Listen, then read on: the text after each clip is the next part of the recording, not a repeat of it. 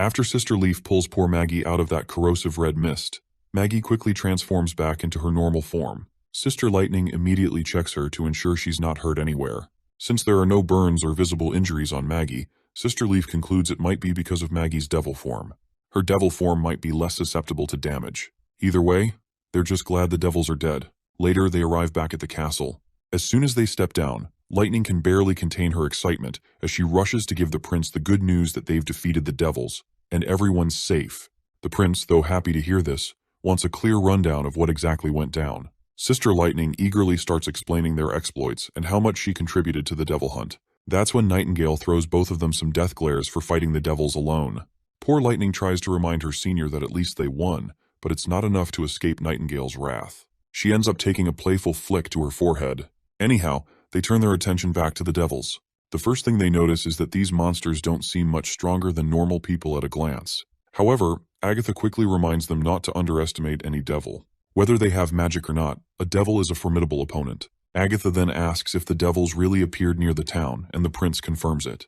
According to Leaf, they were about 2 miles from the wall. Meanwhile, Ash begins sifting through the crushed remains of the devils in order to search for any magic stones. The prince doesn't seem to understand why the devil's blood has a different color than humans.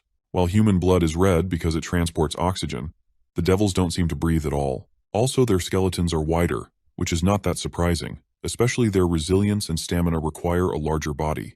They seem very similar to humans, so out of curiosity, he pulls up the devil's skirt to see if it has any reproductive organs. Agatha then explains, to the best of her knowledge, that the concepts of sex and gender don't exist in devil culture. It's always been a mystery since no one has been able to get near the red mist towers. Some people believe devils are born from the concentration of red mist, but the scholarly guild doesn't think so. After centuries of warfare, many have witnessed the ascension of devils. In simpler terms, ascension means that some devils reappear on the battlefield after suffering severe injuries, with their bodies changing. But from their scars, it's obvious they're the same devil. This might mean that high-tier devils aren't born, their power evolves after battles, and even their bodies may change. The prince reflects on how their magic stones were already a significant concern, but now that the enemy has the ability to evolve, it's even more worrying. It makes sense why humans haven't been able to defeat these monsters. Fortunately, the monsters don't have equipment that's more advanced than the current age. In fact, their gear is even cruder. They wear animal skins and rough cloth as clothing, and their fighting masks are just skulls of hybrid demons. The craftsmanship is very coarse. While inspecting one of the monsters, the prince finds a stone tablet and asks Agatha about it. Agatha explains that it's their method of recording information. The writings on it are created with magic, but humans wouldn't be able to decipher it.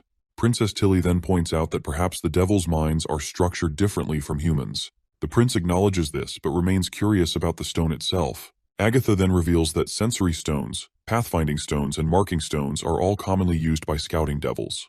The mention of scouting devils leaves the prince a little concerned. From what he can tell, the devils have already noticed this place and are beginning to scout it out, which likely means they've also taken note of the border town. However, Agatha claims that this scenario is unlikely.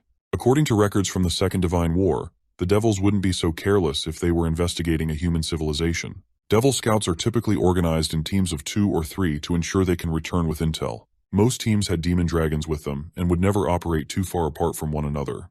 To eliminate these scout teams, the Alliance would send flying witches to block them from behind, while divine warriors attacked and captured them from the front. By the end of the war, the scouting teams had grown larger, sometimes including flying devils and fearsome devils. There would be no reason for them to send just 2 normal devils for scouting missions. Ash points out that the devils' weapons seem lacking. Could it be that they didn't see the border town as a significant threat? But as far as Agatha is concerned, this doesn't add up. During the Alliance era, even a smaller border town would have had witches to guard it. It's impossible that the devils wouldn't know how humanity has changed over the past 400 years. Their scouts should be armed the same way they were during the Second Divine War. The prince feels a wave of relief, thinking that maybe the devils aren't planning to confront the border town after all. Agatha agrees, but with a touch of caution. She explains that the devils probably didn't even know a town was nearby. They were likely just investigating the area around their camp. They were expecting to fight demons, not humans, which is why they didn't carry weapons they could use repeatedly, like spears or thunderstones.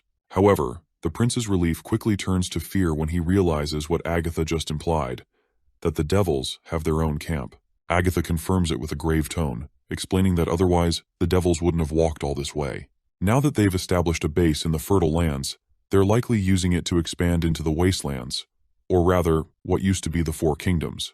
Just the thought that the enemy is building a base right outside his door has the prince sweating his balls. He asks Agatha if their hideout behind the mountains would also be considered a base. Agatha confirms this, explaining that during the war, a scouting station would typically have numerous mist towers, with 100 to 200 devils guarding it. But since the Red Moon hasn't arrived yet, it's unlikely they would build a new base with towers. Also, it's very inconvenient for them to transport mist, so the base wouldn't be very big. His sister then asks what he is planning next. Roland quickly rolls out that he'll find the camp, and if it exists, then he'll eliminate it. Ash supports this idea and vouches to help, promising her support.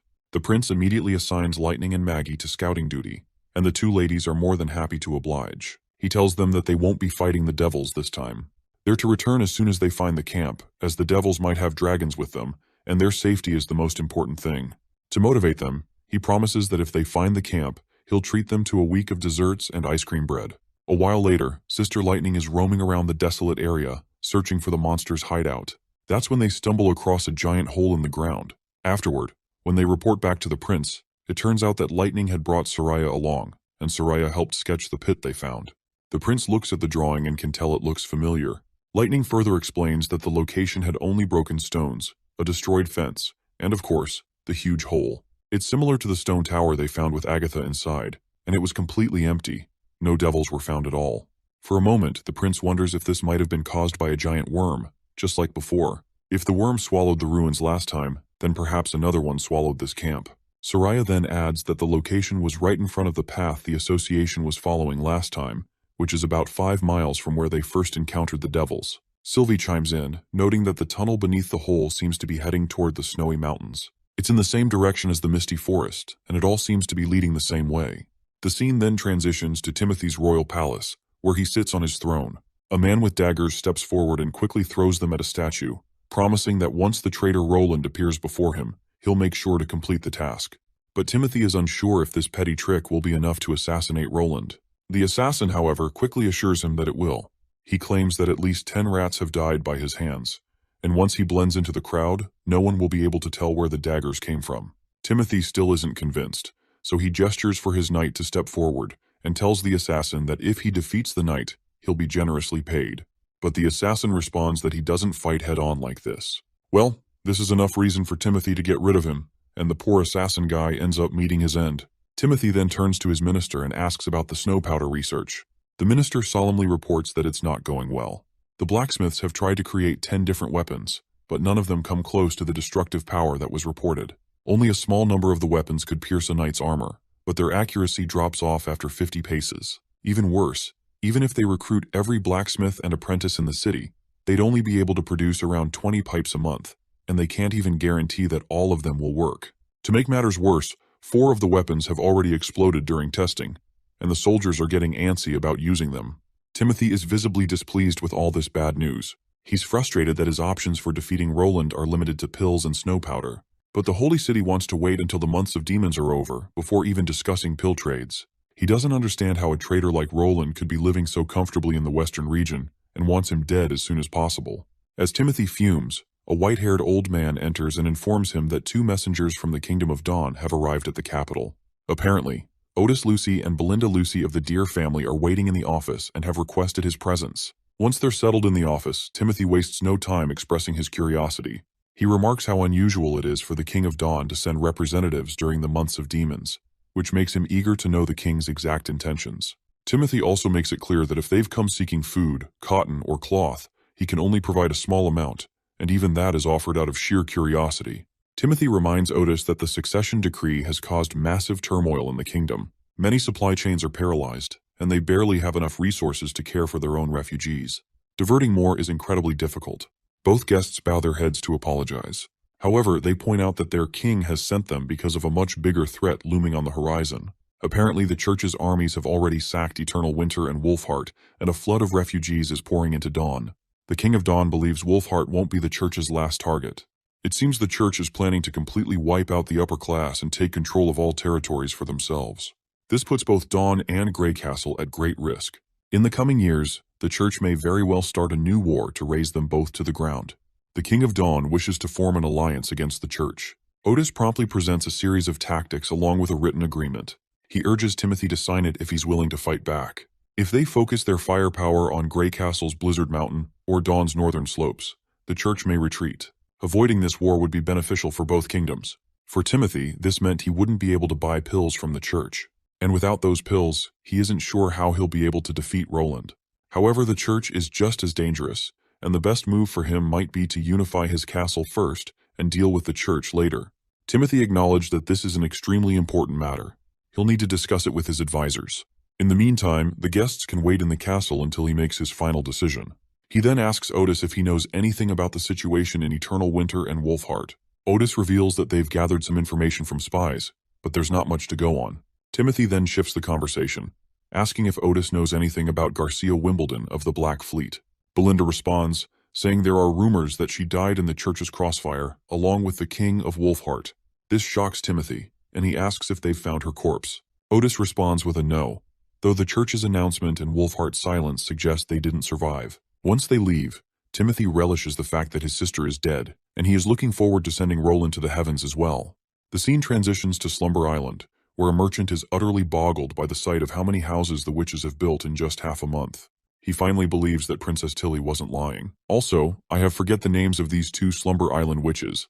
Let's call this Ponytail Girl Witch 1, and the other with Black Head Witch 2. Witch 1 comments that the princess never lies, to which the merchant agrees. He now has no issue with relocating people to the Slumber Island. Witch 2 mentions that she also included a heating method she learned from the western region. The beds are connected to furnaces, so as long as there's firewood burning, they stay warm. With layers of wood, straw, and blankets, the beds are much more comfortable than any furniture, especially in winter. The merchant can see that this is an interesting design. He invites Witch 2 to come work at Crescent Moon Bay. He has plots of undeveloped land, and with her skills, he's sure she can make them flourish. He's willing to pay her generously in money if she agrees. But Witch 2 quickly declines, stating that she doesn't plan on leaving the island. The merchant persists, trying to allure her by promising better living conditions. He tells her she could live in the same courtyard as him, enjoy fine wines, and taste delicacies from all 4 kingdoms. Not only that, she would have servants by her side wherever she goes. This is the lifestyle people crave, and if she works for him, she can also enjoy it. But Witch 1 quickly interjects, reminding this fat ass that they can't just agree to this. There are certain things witches aren't allowed to do. The merchant, clearly annoyed by their refusal, is about to protest further when suddenly Thunder appears. He interrupts, telling the merchant that the Slumber Spell Merchant Guild is unique both in the Bay and across all 4 kingdoms. It will do just fine without his business. The merchant is stunned to see Thunder, the big cheese himself, standing behind him. Thunder continues to humble this fat bastard, reminding him that he drafted the rules for the Slumber Spell Guild. The contractor has the privilege of assessing the task's danger, and they can't just throw themselves into danger recklessly. He asks the merchant if he still has any objections. The merchant, of course, quickly responds with the no. With that, the merchant decides to leave, and everyone waves him goodbye in exchange. The 2 witches are happy to see Thunder and are glad that he helped them. Thunder reveals that he was passing by Slumber Island after an expedition. During his trip, he saw waves rising higher than he'd ever seen before. The boat was almost flying, sailing on the waves' sheer cliffs. By some miracle, they didn't fall and sink. He claims that if he hadn't seen it with his own eyes, he would never have believed such a thing. Witch 1 quickly responds that since seawater isn't made of rocks, why would it flow downward? Thunder laughs and explains that he has named it the Ocean Line. It's north of Shadow Island, and the wall looks like a long line that stretches infinitely. It splits the sea into 2 very distinct regions, and he is planning to make this his next destination for his adventures that are to come. Later, the witches are gathered in a room on Slumber Island, talking about how much they miss the delicious food from Border Town. They're especially craving the birdkiss mushrooms. They drool as they imagine all the tasty food that Prince Roland had. Not just that, they're also missing the warm showers with bubbles and soap. One of the witches regrets that she only went to drop off Princess Tilly and had to come back, so she didn't get to enjoy anything. As everyone is talking about the border towns and Roland Wimbledon, the Witch 2, whose name I still don't know, sits quietly in the corner of the room. As she's getting ready to sleep, her mind drifts to the thought of how she might have a romantic relationship if she were to work with Roland Wimbledon. But she worries whether Princess Tilly would even accept Prince Roland. She wishes for the 2 siblings to stay together so that every witch can go to the border town and live happily there. Sorry guys, I had to call them Witch 1 and Witch 2 because I seriously forgot their names. Finally, we transition back to the border town, where we see Nana heading to the hospital. As she's leaving, she doesn't forget to wave goodbye to Lady Ada. Lady Ada asks if Nana is coming back for lunch, to which the little one replies yes. As Nana makes her way through the village, Everyone greets her, and she seems to hold a special place in their hearts. Well, it's not surprising, especially since she's cured so many people before. Before Nana enters the hospital, the guards mention that there are no patients today, but some of her friends are here to visit. As soon as Nana enters, Sister Lotus jumps at her and gives her a warm hug. Lotus explains that it was Moon who suggested to visit the hospital, as there's nothing left to do at the castle. Lily is also there, and with her usual arrogance, she tells everyone to stop causing a ruckus. She might have plenty of time on her hands, but she still has to examine a ton of bacteria. But Moon brutally reminds her that she literally saw Lily falling asleep just a minute ago. Anyway, Nana is just happy that they came to visit her. Even Lily decides to conduct her experiments later since they're causing too much noise. When Lotus asks what they're planning to do, she flashes all of the cards. Although many of the witches don't know how to play the game, Nana steps up and votes to play anyway.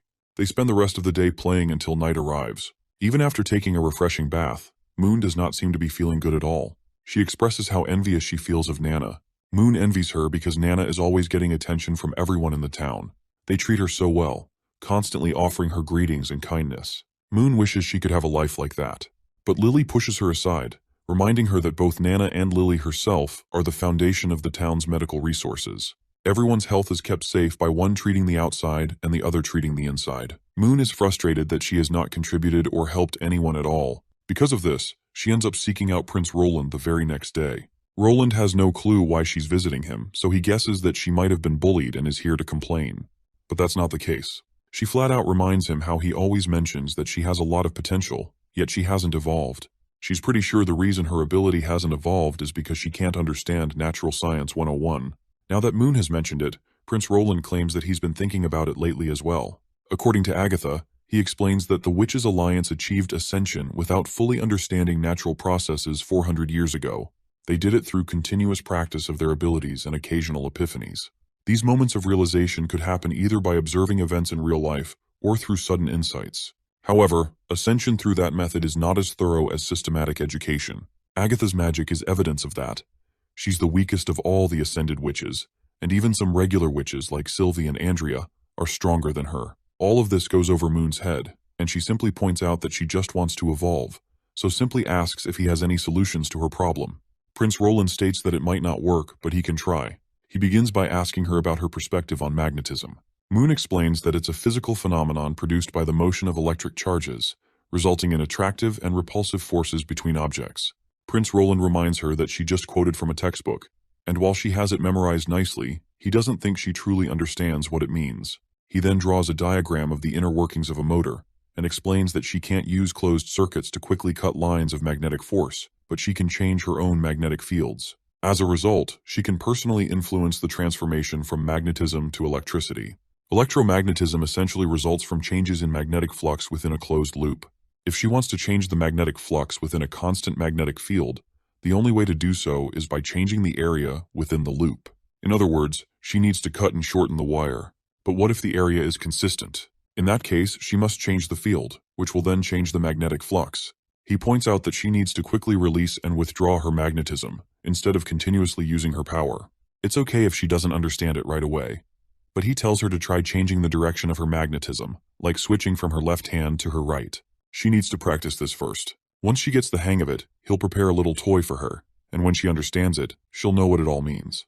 The thought of having a toy really perks her up. Later, we meet Moon once again. Following Prince Roland's instructions, he had told her to hold the frame with both hands and practice using her ability. But before doing so, he had told her to close the curtains and put her glowstone away. Afterwards, she grabs the frame with both of its rods, and as soon as she begins to use her magic, she notices the glass connected to both rods starting to glow. The glow intensifies further, and suddenly, the entire tube glows brightly, leaving Moon absolutely bewildered. The next day, she visits Prince Roland again and questions him about why the glass started glowing.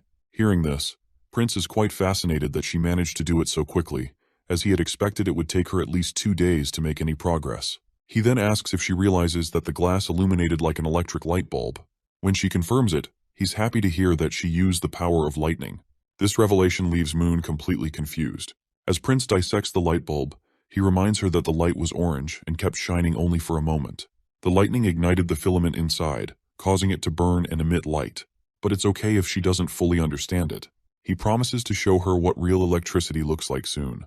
Later, Moon comes back to her room, where Lily asks her why she is up so early, and she further orders Moon to bring her breakfast. But Moon doesn't like Lily's attitude. She proceeds to close the curtains and sit in the chair, as she needs to practice her powers in the dark, with the glowstone put away. Reluctantly, Lily shuts her book and decides to leave. However, the thought of Lily leaving scares Moon a little, since she doesn't like the dark. After some teasing, Lily decides to stay. Once Moon settles into the chair to begin her session, Lily asks if she plans to magnetize the object with her hands. Moon responds with a no, explaining that she's going to cycle magnetism through her hands. Prince said she might be able to see lightning if she does. Of course, Lily is baffled and isn't ready to believe it right away. But Moon sits down and begins her practice. As she concentrates, she remembers Kara, the former leader of the Witch Association. Moon is sure that if Kara were here, she would be yelling at her by now, as she always considered Moon useless. But Moon is glad that Prince isn't like that. In fact, he even made special equipment for her to practice with, and he swapped the metal wire inside for a copper one. Determined to prove her worth, she begins her practice. Light soon starts to radiate, and before long, she is able to illuminate almost the entire room. This leaves Lily completely baffled. As Moon takes notes, she realizes that electricity becomes magnetism, and magnetism becomes electricity. In other words, they are the same. The next day, Moon demonstrates her abilities to Prince, who is left completely speechless. He can hardly believe his eyes as she produces an electrical system without any power source. He has no doubt that her ability is of the enchanting type, and that she's introduced a brand new attribute to the metal frame, using magic to provide power. Moon happily points out that, just as he had said, electricity and magnetism are related, they can't exist without each other. The fact that her ability can magnetize objects, she realized, might also be able to create electricity with it, since electricity requires magnetism. She tried applying magnetism to the bronze rods, and then this happened. Prince is quite pleased with Moon's epiphany. He now feels certain that electrical currents result in magnetism. However, magnetic fields don't create electrical currents without reason. The currents must travel in a closed circuit, with magnetism changing alongside them. Changing both the strength and area of magnetism typically requires an external energy source, but Moon's new ability replaces that requirement, causing magnetism to change on its own. Prince is now certain that witch abilities shouldn't be measured strictly by logic. Moon's magnetic magic might not adhere to the rules of real magnetism, just as black fire isn't actual fire. He addresses Moon curiously and asks if she has ever noticed any changes in the magnetism of objects she has enchanted. Moon recalls trying something like that back at the Witch Association. She had wanted to lower the magnetism of an object when she wasn't using it, so it would be less troublesome for her sisters. However, no matter what she tried, the magnetism maintained its strength, and she assumed it was impossible to adjust. Prince then turns to Nightingale and asks her to describe the form of Moon's magic. Nightingale promptly responds, saying it looks solidified, like a shifting pool of water. This revelation means one thing: Moon has evolved. Prince pats her on the head, appreciating her hard work and consistency, as her evolution wouldn't have been possible without her dedication. He declares her the sixth evolved witch in the Witch Union. This lights up Moon, who is thrilled to know she can now be of even greater use to Prince. Prince continues, expressing that there's so much potential in Moon that he can't even count it all. As he said before, her potential is limitless. He tells her to get some sleep first, noting that her eye bags are almost the size of a fist. He promises to properly test her abilities later that afternoon. With that, the poor, tired Moon sluggishly walks out to get some well-deserved rest. Meanwhile, Nightingale seems to be deep in thought. She quickly locks the door behind her, then jumps over to Prince and gets uncomfortably close to him. While Prince wonders if Nightingale is coming in for some intimacy, all his hopes of a playful moment are dashed when Nightingale, with a worried look, asks him how she can evolve her abilities as well, without needing to study Natural Science 101. Taking Moon's exam scores into account, there's no way she truly understood anything related to natural science. Yet Prince still helped her evolve. So Nightingale also wants to know how he managed to do it, and if perhaps she needs a toy to aid her evolution as well. Prince sighs and highlights that evolving her abilities through a sudden epiphany might be very difficult. Agatha had mentioned that such evolution requires witnessing an occurrence related to one's ability in the real world. However, Nightingale's mist magic is so bizarre that even he has no idea how it works, so he's unsure how to guide her. Still, he believes there's one way to solidify her magic. She would need to learn a lot about physics, natural sciences, and advanced mathematics. Of course, to Nightingale, this sounds like Prince is suggesting something impossible, especially with the mention of advanced mathematics. She grumbles in frustration and, feeling disappointed, turns to leave. Later, we see Moon along with Prince and Nightingale as well. Apparently, Moon is here to demonstrate her abilities. Prince names Moon's ability as unconditional magnetism.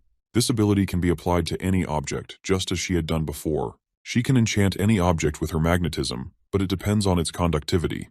However, her magic is the weakest among all evolved witches. Currently, she can only make 2 stones glow on the divine sigil, which is half a stone less than Maggie. Additionally, her ability drains a large amount of stamina, and the strength and longevity of the magnetism increase with the amount of magic she uses. After testing, it's clear that Moon's new ability can function as a reliable battery. However, it's nowhere near enough to power heavy machinery or match the efficiency of a steam engine. Prince is deeply moved by how hard Moon worked to evolve her magic. He acknowledges that it wasn't easy, and despite the limitations, it's possible for Moon to advance further with systematic education.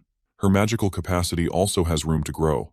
Agatha had mentioned that if multiple witches work together, they can create glowstones that can last longer. So, if they could gain a witch who can manipulate or transfer magic to others, Moon's strength wouldn't be limited to just herself.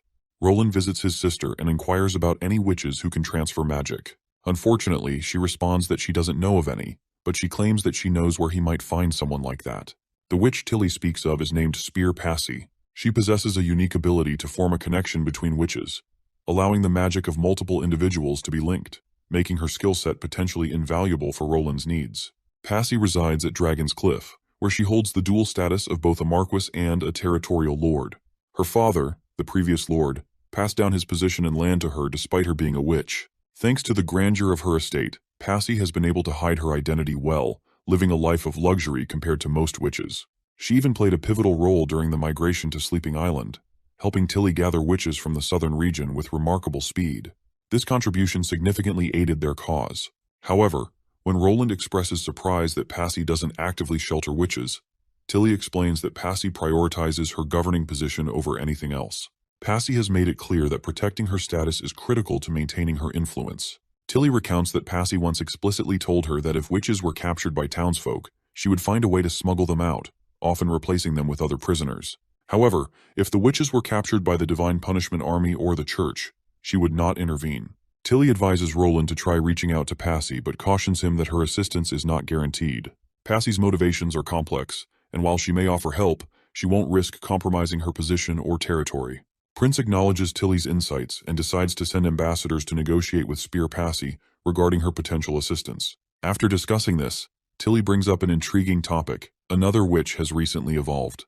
Prince explains that it was Moon who solidified her magic. He adds that relying on the old methods to evolve witches' abilities is far from ideal. True evolution, like Anna's, requires a foundation of solid knowledge and systematic education. Tilly then references a theory Prince had mentioned previously, something that fascinated her. She asks him to elaborate on his statement. An ability is a manifestation of magic that is an unnatural phenomenon.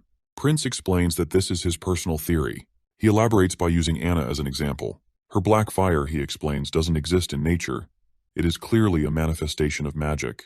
As for the basic fire manipulation Anna possessed before evolving, he speculates that witches initially project their abilities mentally, which leads to their ability to manipulate magic. Over time, as their understanding and perception grow, their magic evolves and changes state. This theory aligns with Agatha's experience as well. Prince points out that many witches have similar abilities before they evolve, likely because they witness the same natural phenomena in their surroundings. However, once they reach higher-tier awakenings, their powers become dramatically unique.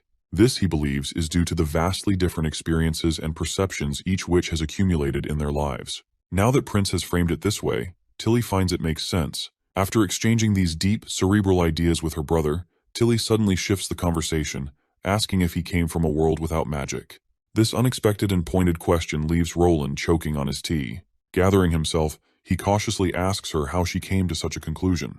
Tilly explains that over the past month, she's carefully read all of his writings and theories. While she found them insightful, something always felt off. It wasn't until his latest explanation that she realized what the problem was. Apparently, he treats magic as completely separate from the natural world. For instance, Natural Science 101 and Physics 101, neither of them mentions magic at all.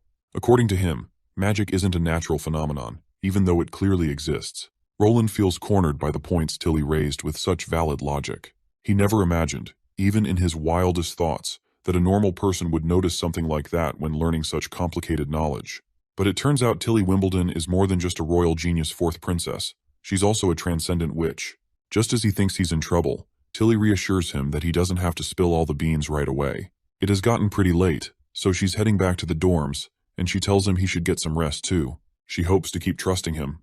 With that, she leaves, and Nightingale steps out from her hiding place. Even Nightingale looks disappointed because Princess Tilly was so close to uncovering Roland's true origins. If only she had pried a little more. Roland sighs in disappointment and points out that she didn't pry because she doesn't want to risk losing their relationship. If prying meant breaking their alliance, it wouldn't benefit Slumber Island, especially with the same looming threat still hanging over them. Her status as an ally is more important than the truth of his identity. Roland believes this is the only reason Tilly's giving him some time, but that doesn't mean she doesn't want to know the truth. If she keeps stalling, she might lose her trust once their enemies are defeated. Tilly's played her hand, and now she's waiting for his, but Roland still hasn't figured out what she thinks of the fourth prince. Regardless, he has to bury that worry deep for now. He turns to Nightingale and asks for her opinion about the trip to Dragon's Cliff with Maggie and Lightning. Nightingale agrees to go, but Roland reminds her that it won't be a simple conversation, and he's actually worried about it. Of course, Nightingale assures him that if talking doesn't work, she'll just kidnap her. But that's exactly what Roland is worried about. He doesn't want to kidnap anyone. Spear Parsi would probably rip their hearts out if she did that. He begs her not to mess this up. She should gather some intel about the situation before meeting with Spear Parsi. If she rejects the offer, that's fine, but there's no need to threaten her at all. He also tells her to keep a record of Dragon Cliff's environment, defenses, and patrol schedules. Lastly, he reminds her to return as soon as possible and, most importantly, to stay safe. The very next day, Maggie, Lightning, and Nightingale set off on their journey, and Sister Scroll waves them goodbye through the window. Meanwhile, Roland is busy making notes. He looks totally worn out because he's just strained half of his brain cells writing this book. As he thinks this, Scroll remembers that tomorrow is Miss Anna's awakening day. In the middle of the night, Prince Roland visits Anna. After taking in the surroundings of her room, he reflects on how everything in here gives a strange sense of modernism, with the indoor heating and glowing stones. As he stares at Anna, she responds, asking why he's staring at her. Roland admits that he was indeed staring, which makes Anna a little happy. Anna then feels kind of selfish, thinking about how everyone seems to care about her, but she doesn't pay much attention to anyone else. Roland just laughs and tells her she's being too harsh on herself. Anna points out that if Miss Agatha hadn't mentioned those old methods, she wouldn't have asked the prince to come here. She bets that the other sisters will also request him to stay with them on their day of awakening, which will keep him busy. Roland reassures her that it's fine. He is sure that they'd ask for extra ice cream or bread instead. You see, when Agatha learned that Anna's awakening day was coming up soon, she immediately offered her prior experience from Tequila City. According to the Scholar Guild's research, besides exhausting their magic to reduce the effects of the anti-phase, witches also have to pay attention to their personal emotions. For example, feelings of satisfaction and joy can provide great benefits to their health. The Alliance would even send servants to assist accomplished witches and meet their needs. However, having servants around his favorite girl Anna doesn't sit well with Roland, so it looks like he's personally here for her emotional support. He promptly gifts her a book, which is a present for her awakening day. The book is apparently about calculus. The reason she's receiving all this special treatment is because awakening days are like the start of a new life. Of course, Anna likes the book, but she puts it aside for now, which confuses Roland. He asks her if she's not planning to read it, but Anna quickly leans over to him, expressing her desire to hear more special stories from him. She gets even closer and sits on top of him and hugs him tighter. Previously, when he told her stories, she had fallen asleep. So this time, Roland decides to pick up the story about the huge city he lived in. Just as he begins, she stops him because she already knows the history of Grey Castle and the numerous times it's been told. But what fascinates him is that what he is telling does not align with what she has heard, so she is more interested in learning why that is. She gently pushes him onto the bed and lays on top of him. Seeing how hesitant he always is to talk about his past, Anna decides not to press him for more details. Instead, she proposes a game. She'll try to guess his past life by herself and record everything she observes in her books. Later, Roland will have to see her observations, and if more than 50% of them are accurate, he'll have to tell her the truth. Roland realizes this isn't about winning or losing, it's just Anna's way of comforting him, and she's not really interested in the real answers. Among all the witches, she's the one who's closest to him and understands his thoughts, so he promises to accept her deal. The scene shifts back to Maggie and Lightning, who are on their way to Dragon's Cliff. Meanwhile, inside the castle, we meet Spear Parsi, who immediately senses a strange presence and quickly asks the intruder about their identity. It's of course our girl Nightingale, who promptly appears in front of Parsi and greets her. Naturally, Parsi is shocked by her sudden appearance. Nightingale introduces herself and explains that she comes from the border town of the Western region, and she is a witch. Spear Parsi isn't surprised that Nightingale is a witch, since no ordinary person could have snuck inside. Though she did not like the fact that Nightingale snuck in without knocking the door. Nightingale replies that she simply wanted to avoid all the guards on the way in, and assures Passy that she comes in peace, and is here only to discuss matters. She further reassures Passy that she doesn't have to use the crossbow hidden under her desk. Finally, Passy asks the reason for her visit. Nightingale explains that she's here to deliver a message from the ruler of the border town, who is the protector of the western region and the fourth prince of Grey Castle, Roland Wimbledon.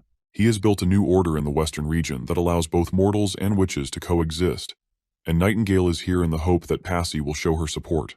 Naturally, Spear Passy is bewildered to hear that, of all people, the supposedly good-for-nothing fourth prince has tried to contact her. She finds it hard to believe what Nightingale is saying, and doubts Roland is truly the ruler of the border town. As far as she knows, he's an idiot who was granted rights to a wasteland. Nightingale smirks and comments that Timothy cheated his way to the throne, and soon enough, Roland will sack him and become the new king. However, she quickly dismisses these points as unimportant, and gets to the matter at hand. She's here to invite Spear Passy to visit the border town. The prince wishes to borrow her magic transfer ability to strengthen another witch's power. This leaves Spear Passy on high alert. She sternly inquires if this is supposed to be a threat or an invitation. Nightingale casually points out that it's just an invitation. The prince has no intention of forcing a witch to do anything, and frankly, neither does she. She adds that she's not a fan of coercion in any form. Hearing this, Spear Passy decides to reject the offer. She states that if Roland truly needs her help, he can come to Dragon's Cliff himself, with the manners of an elite. Sneaking into her castle won't earn him any favors, and she won't risk drawing the church's attention by associating with someone who doesn't respect proper protocols. Now that Passy has rolled out her final decision, Nightingale prepares to leave, which, of course, baffles Spear Passy. She had expected Nightingale to try harder to persuade her. Nightingale calmly reminds her that she's just a messenger. She delivered the message, received the answer, and now her mission is complete.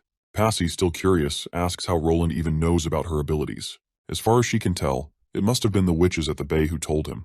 Nightingale responds positively, and explains that the leader of the Bay Witches, Tilly Wimbledon, is currently staying at the border town. She's actively fighting against the monstrous demons alongside her brother, Prince Roland. Furthermore, Tilly herself was invited by Roland, just as Passy has been. Even so, Spear Passy finds it hard to believe that Roland has truly built a place where mortals and witches can coexist freely. Nightingale then reveals that Roland has cleared the church entirely out of his territory. Border Town now shelters more than 10 witches, and the townsfolk are familiar with their presence. The witches are not just accepted, they are thriving in his domain. Nightingale promises that everything she's saying is true and offers to explain everything she knows about Prince Roland and Border Town. She takes her time and summarizes the story of 250 chapters in just a few minutes. As Nightingale finishes her explanation, Maggie suddenly appears at the window, visibly alarmed. She warns them that danger is approaching, specifically a squad of divine punishment soldiers, and there are at least 20 of them headed toward the castle. Nightingale immediately wonders if Spear Passy had arranged a meeting with the church, but Passy quickly denies it, explaining that she hasn't scheduled any meetings with anyone from the church. This revelation leads her to suspect that the divine punishment soldiers might have followed Nightingale. Nightingale dismisses the idea, stating it's impossible unless the church somehow has the ability to surveil every bird in the sky. At that moment, Lightning arrives, promptly reporting that soldiers are indeed making their way directly to the castle. Nightingale has no idea what's going on, but urges Spear Passy to come with her. But before they can act, commotion erupts outside the door, and it does not take the divine soldiers long to break their way inside the office. Nightingale quickly vanishes into the shadows before she can be seen. While hiding under her mist, Nightingale notices that at least 10 of the soldiers are carrying divine stones of retribution, a clear signal that this situation is going to be trouble. She then annoyingly glances toward the window and sees that Maggie and Lightning haven't left yet, despite the danger. Meanwhile, Spear Passy confronts a man named Redwin, demanding to know why he brought the soldiers into her castle. Redwin smirks smugly and addresses her as sister, before declaring that their late father had made a grave mistake by passing his title to the spawn of the devil. He claims he's simply here to correct that mistake. Redwin proclaims he will expose her true identity as a witch, and refuses to let someone like her rule over the castle. Passy is sure that her brother is being backed by the outer forces, especially since their father only chose her because Redwin and her other brothers were too incompetent to handle the inheritance themselves. This harsh truth enrages Redwin, and in a fit of frustration, he slaps his sister across the face. Just as things seem to be escalating, a priest appears on the scene, which only confirms Passy's suspicions that her brother is indeed working with the church. They are apparently here to capture her and take her away. The priest praises Redwin for his efforts and assures him that by the next time they meet, he'll be addressing him as Duke Redwin, a title that will come with great power. Redwyn is overjoyed at the prospect of inheriting the Duke's position and ruling over Dragon's Cliff. The priest reaffirms this, but also reminds Redwyn that he must adhere to the church's agreement, which includes executing Spear Passy as a witch in the plaza. This news is shocking, but Nightingale does not react. The priest goes on to tell Redwyn that his position will be secured, which will benefit the church's larger plans. To further ensure his success, the church will even provide him with a cleric skilled in governance. Once they leave, Nightingale reappears, and Lightning and Maggie are ready for action. They're fired up and determined to defeat the church and save Passy. Nightingale pulls Lightning and Maggie back to reality, because they do not have enough power to take down the entire church, although they could kill and bury the group of soldiers and the priest who just arrived, allowing Spear Passy to regain her position in the Dragon Cliff once again. But Nightingale has another plan. She wants to take advantage of this opportunity to rescue Spear Passy without leaving a trace. Once she's freed, Passy might have nowhere else to go and could agree to come with them to Border Town. Later that night, she sneaks through the town to reach the underground dungeons, convinced that Passy is being held there. There's only one way inside, but it's heavily guarded by divine stones, so Nightingale knows she must tread carefully. When Nightingale finally enters the bishop's room, she encounters a mysterious priestess under a hood, who is intrigued to learn that Spear Passy turned out to be a witch. This only strengthens their plan's chances of success. The priest then inquires whether it would be easier to convince the masses of Passy's witch identity. The priestess responds that things have changed. Under the Pope's orders, new witches are to be processed by the church. Instead of burning her at the stake in front of the public, they plan to smuggle her to the Holy City. They can just simply take any prisoner with similar height and body stature as Passy and burn it in front of the public. This will make the execution even more impactful in the eyes of the public. The priestess orders the priest to follow the orders, while she is about to head for Redwater City. As Nightingale prepares to leave, the priestess suddenly senses her presence and cracks her whip, demanding to know who's there. Nightingale narrowly avoids the whip, and the attack confirms for her that this priestess is not a weak sauce. The priest, on the other hand, has no clue what is going on, and asks the priestess about it. She reveals that someone has snuck in, but assures him that she'll handle it, and orders him to leave the place at once. She then blindfolds herself and prepares to confront Nightingale. After observing the magic around the priestess, Nightingale realizes that she's a high-ranking witch who is aligned with the church. She likely ranks even higher than most, and if she enjoys hunting witches, she wouldn't hesitate to kill her fellow witch. This witch is not someone who would think of Nightingale as a sister. Meanwhile, the priestess begins her interrogation. She points out that Priest Rosade wasn't able to see Nightingale, suggesting that she knows how to hide herself well. Furthermore, the fact that Nightingale dodged her attack makes the priestess believe that she's trained or experienced in combat. She can tell, without a doubt, that Nightingale is rare among wild witches. This isn't just any ordinary witch. Nightingale is something different, and that makes her an even more dangerous target in the priestess's eyes. Nightingale isn't interested in responding to any of the questions this piece of shit is asking, but that whitehead continues to speak, revealing that a new pope has taken the seat in the church. According to her, this pope is benevolent and believes that there's still hope for wild witches like Nightingale. She offers a chance for Nightingale to be baptized and accepted as a pure witch, promising her redemption if she agrees. She believes this is an opportunity Nightingale shouldn't pass up. But Nightingale isn't about to listen to some piece of shit witch who has zero regard for her fellow witches. She fires her bullet at her, but the white-haired witch quickly deflects it with her whip. This leaves Nightingale absolutely losing it. She can't believe this witch literally blocked her bullets. At the same time, the white-haired witch is equally surprised to see her opponent using such a ridiculously eccentric weapon. That only fuels her determination to kill Nightingale right here and now, and she's made up her mind about it. The white-haired witch spreads her magic across the entire area, but Nightingale dodges left and right. As they go back and forth, the white-haired witch punches the ground so hard that it literally demolishes it. Nightingale quickly throws a barrage of bullets to distract her, and vanishes into thin air the next moment. The white-haired witch can no longer feel her magic, which means Nightingale has left the room. She commands Priest Rosade to lock the church down and send more guards. She tells him to do as she says. The intruder is wounded, so she knows she can't make it far. The white-haired witch is frustrated that her opponent got away. What infuriates her the most is that Nightingale was using such a strong weapon. Her battle skills are considered the perfect balance of offense and defense. Her whip can block anything, and she even considers herself one of the strongest pure witches. She's consciously kept her magic active for 10 years, and her magical capacity is immense. She's never depleted her stamina from blocking a projectile, but she was brought to her knees because of the weapon Nightingale used. Her eyes are bleeding, probably due to the side effect of exerting herself. The scene cuts to Spear Passy, who, while sitting behind bars, thinks about the witches she wasn't able to save. They were probably imprisoned here, tortured, humiliated, and eventually killed. That's when she notices Nightingale coming to her rescue. Before the guards standing outside can notice anything, Nightingale silently slits their throats. Nightingale reveals to her that the guards didn't know Spear Passy was a witch, so they didn't realize who she really was before they captured her. This is all a plot by the bishop. They're just after the governor's position, and her brother is nothing more than a puppet of the church. Nightingale doesn't have time to explain everything, so they decide to get out of there first. But Nightingale can't let Passy inside her mist just yet, because she has a divine stone of judgment shackle, which can only be opened by a special key, so their first task is to get rid of it. As they walk through the corridor, soldiers swarm their way, but Nightingale just vanishes into her mist. Then, she pops up right in front of them and kills them with each bullet fired. In a matter of seconds, she takes down a bunch of soldiers single-handedly. Finally, they find the device they can use to remove the shackle from around Passy's neck. Once it's off, they make their way out of the chamber and notice more soldiers. But before those soldiers can launch their barrage of arrows, Nightingale and Passy hide behind a wall because the arrows have stones of divine judgment, which cancel out Nightingale's mist magic. Another barrage of arrows comes in, and in an attempt to save Passy, Nightingale ends up taking all of the arrows right over her back. But thankfully, Nightingale successfully executes her mist magic this time, and they drift into her mist, popping up at the very top of the castle's tower. Before they can catch their breath, they're found again, but that's when Maggie shows up.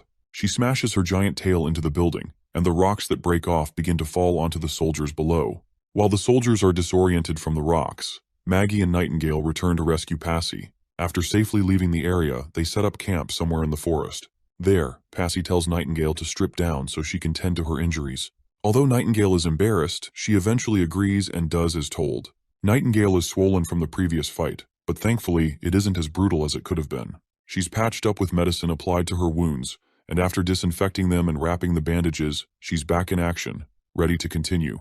Nightingale then tries to convince Passy to visit Border Town. She tells her that the town is a sanctuary, a kind of holy mountain for witches. If she isn't interested, she can always leave, but the offer is there. With all the details and persuasion, Passy agrees to go with them the next day, which lights up Lightning's mood. Around a bonfire, Nightingale points out that the church will likely contact the Holy City about what happened, and they'll need to eliminate any messengers they send. It's only a matter of time before things escalate. 3 days later, the church and its divine soldiers are leaving the Dragon's Cliff, but just as they think they're in the clear, they're ambushed by Nightingale's group. Ash drops down from the sky like a goddamn meteor, obliterating a soldier with a single swing. The remaining soldiers rush toward her, but they meet the same fate. Andrea doesn't want Ash to hog all the spotlight, so she joins in, using her divine arrows to take down even more soldiers. The two of them make it clear that they're a force to be reckoned with. Nightingale also joins in the fray, and right at that moment, the white-haired witch pops out from the carriage. She quickly deflects all of the bullets Nightingale shoots at her, but she still ends up staring right down the barrel of Nightingale's gun. But the game is on, and both ladies engage in a Hollywood-level action scene. While Nightingale continuously shoots a barrage of bullets, the white-haired witch does her best to keep up, but it's clear she's struggling. Nightingale is easily overpowering her this time. Nightingale doesn't seem to be running out of bullets, but the white-haired witch already looks exhausted and on the brink of giving up. Eventually, the poor witch takes a bullet right over her shoulder, then another right over her chest. After taking a few more bullets, she's down for the count. She tries to retaliate even after being brutally injured, but Nightingale throws a divine judgment stone atop her, rendering her powers useless. Nightingale then points the barrel of the gun at the lady, and with the final bullet, she ends the poor witch's life. In the dead body, she finds a letter pendant with a stamp. Nightingale then pulls away the blindfold from the lady's eyes, and when she does, she notices that the woman doesn't have eyes at all. By the look of the scars, she can tell that this poor girl didn't have a comfortable life. But thankfully, from now on, she won't hurt any more witches, and she won't suffer any longer either. Lightning then approaches with a bastard who's been running away. He looks like a priest or bishop, judging by his clothes. Nightingale pulls off the piece of cloth stuffed inside his mouth, and as soon as the cloth is out, the bastard begins yapping about how they dare to murder one of Archbishop Tayfun's pure witches. But Nightingale tells this bastard that he better start worrying about himself. She stands over him, pressing her leg down, shoving the cloth back into his mouth, and then tells Lightning to hand him over to Iron Axe, as he's very experienced in interrogation.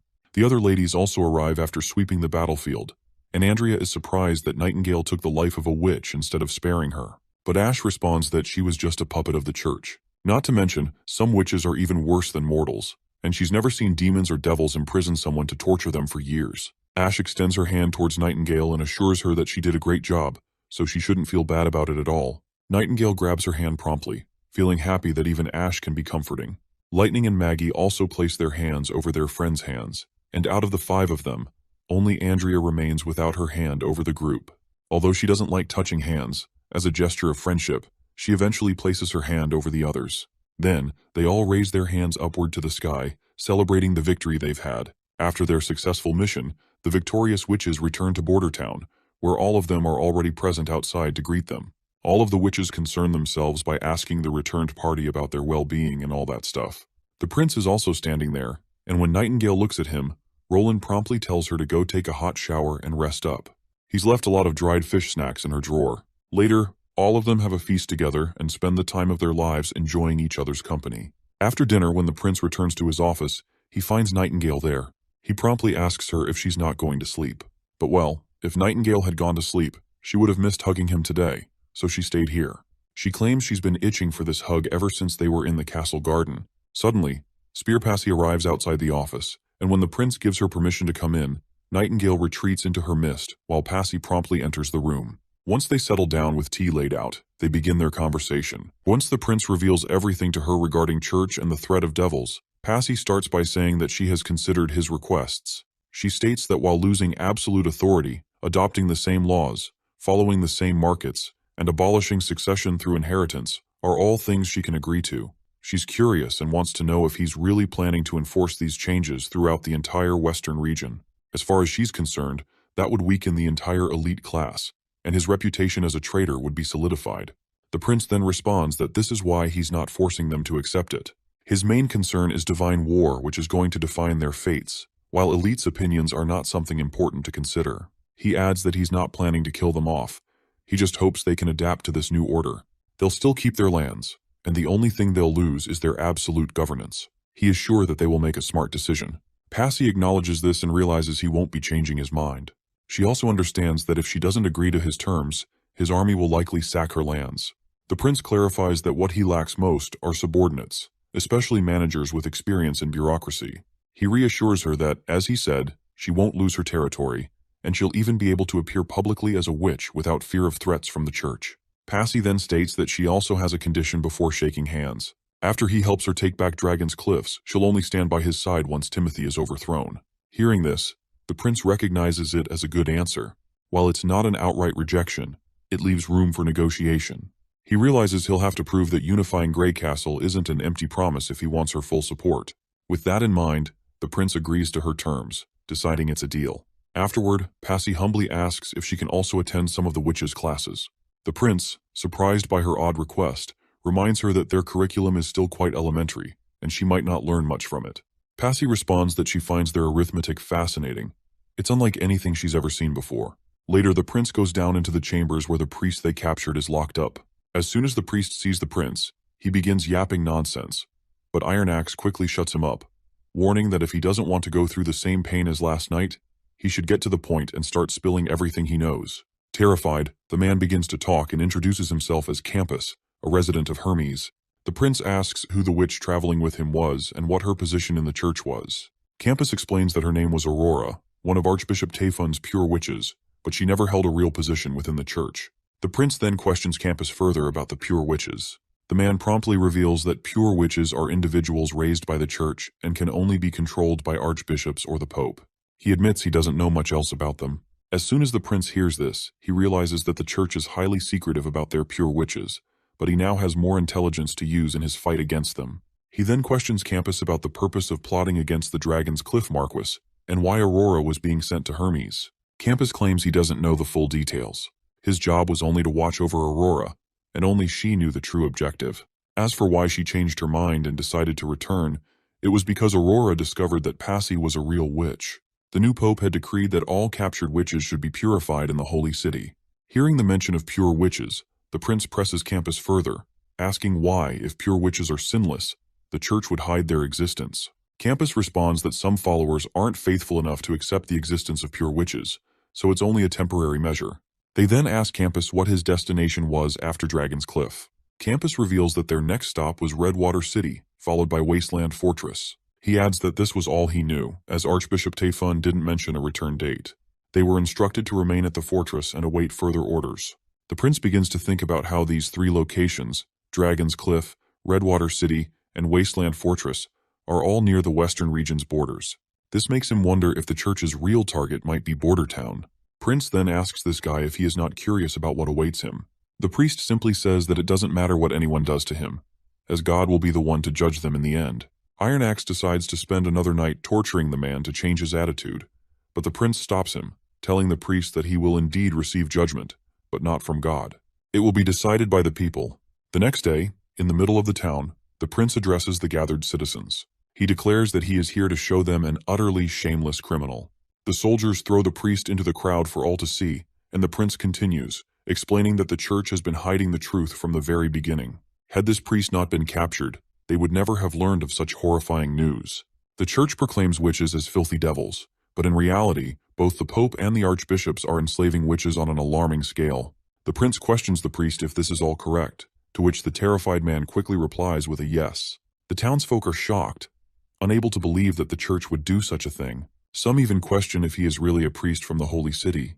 The prince reassures them, stating that the priest was sent to Grey Castle, and all his documents can verify his identity. His uniform badge, along with various letters, are plenty of evidence. Prince addresses all the citizens and tells them to remember his words: the church is enslaving witches. He explains that the church kidnaps young girls from everywhere and forces them into nunneries. There, these girls are treated like livestock. Only a small percentage become witches and receive further training, while the rest are used as the church's toys. To acquire more witches, the church doesn't just pretend to adopt orphans, they even hire criminals to kidnap them. The prince urges everyone to think about it. If the church were still active in this town, they would have lost Miss Nana. The prince tries to sway the crowd emotionally, asking them if they would ever want Nana to be destroyed by the church. Of course, the people unanimously say no. Miss Nana is no devil. She healed burns and has been a part of their lives as she grew up before their eyes. The prince then reveals that the church needs witches to maintain their power. He reminds the townsfolk of the incredible benefits of magic they've seen: Miss Nana's healing ability, Miss Lily's disinfecting magic, and so much more that could improve their lives. The prince continues to explain more ways witches have helped improve the town. For example, the army's firearms and the steam engines used in the mines are gifts from witches. However, like anything else, these tools can be used for good or evil. They can defeat demons but also harm innocent people. The prince warns that the church aims to use these tools to oppress the people because they see anyone outside their religion as damned.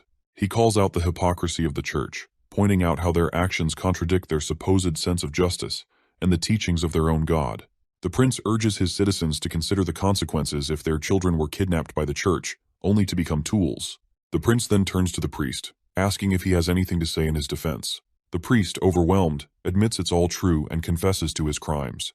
The prince addresses the townsfolk, asking for their input on the matter. Without hesitation, the people unanimously vote to execute the priest. The scene shifts to Spear Passy, who has just finished signing the contract and the unification memorandum. She questions the prince about the recent execution, pointing out that publicly killing a priest is essentially a declaration of war against the church. The prince firmly states that he has no regrets. Declaring war on the church was necessary because they are enemies that Border Town must defeat, no matter the cost. He just revealed the truth about the church's crimes, and he thinks he could have done better. Anyhow, now that Passy has signed the contract, the prince takes a moment to indulge in a conversation with Spear Passy about her abilities. She quickly explains that her magic involves control over other witches' powers. Specifically, she can extract magic from one witch and transfer it to others for their use. She can also extract her own magic and reclaim it. This ability is not an effect that can be seen from the outside, so she could use it any time when she was in the castle without getting suspected as a witch. The prince asks when she discovered her abilities. Spear Passy reveals that she's always known about them since awakening, though she's uncertain how much other witches understand their own powers. For her, it feels as though she gained an extra organ or a sixth sense, something innate that allows her to feel the presence of magic. The prince then asks if she remembers the proposal that Nightingale had delivered to her. Spear Passy admits she does, and she's happy to contribute her abilities to their cause. Later, the prince introduces Anna and Moon to Passy. He explains that Moon's magic is on the lower end in the Witch Union, but her rate of consumption is incredibly high. As he's mentioned before, Anna is the strongest witch in the Union, and he wants Passy to borrow Anna's magic and transfer it to Moon. Passy acknowledges that Anna may be the strongest witch, but she suggests that they should use more witches for the transfer, as a witch's magic capacity is often linked to age. She believes that even if their strength varies, everything else should be the same. However, the prince tells her that they're just conducting a test, and that they can contact others later if needed. Passy agrees and gets to work. As soon as she begins the process, she starts connecting to both of the girls. But when Passy taps into Anna's vast reservoir of magic, she is immediately overwhelmed. The sheer amount of magic is staggering, and Passy is further astonished to see the shape of the magic itself. The magic within Anna is unlike anything she's encountered before. Passy quickly begins extracting magic from Anna, but she's unsure if she can handle the immense power. Anna's magic seems resistant, like a solid piece of metal, and it doesn't look like it's going to budge at all. Just as Passy starts to feel overwhelmed, she's jolted out of the process. Nightingale offers her a hand to help her stand, and Passy, still disoriented, admits that she's never transferred magic like that before. It's too dense, and it doesn't seem like it can be cycled. She explains that once they're connected, the magic should be absorbed into the glowing ball. Anna decides to try something different. She suggests pushing her magic into the ball, similar to what she did with the divine sigil. The prince gives her permission, but warns her not to go overboard. At the mention of the divine sigil, Passy is astonished, since she has never heard of it before. Nonetheless, Anna begins to release her mana toward Passy's ball. However, the mana Anna is throwing at her is so heavy that Passy can hardly control it. It flows differently from any magic she has transferred before, and her magical tunnel starts bottlenecking with the overwhelming amount of power. Passy realizes that if she keeps this up, she'll exhaust herself before she can even transfer Anna's magic. But she continues, giving Moon all the power she can.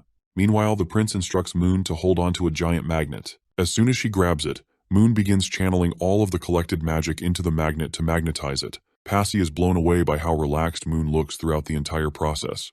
As far as she knows, Moon should be under much more pressure than herself since she is just transferring magic. But even with all the intensity, Moon remains calm and focused. No matter how many times the magic in the pivot is depleted, the magic pouring out of Anna's body refills it instantly. Passy feels as though she's facing an overwhelming tsunami, not just a girl. She believes the channel could be torn apart at any moment by the surging magic. The only word that comes to mind as she watches them work is monsters. They are so powerful that it's almost beyond comprehension. Nightingale makes sure to support Passy, helping her stay steady as the process continues. Finally, after some time, Moon is finished.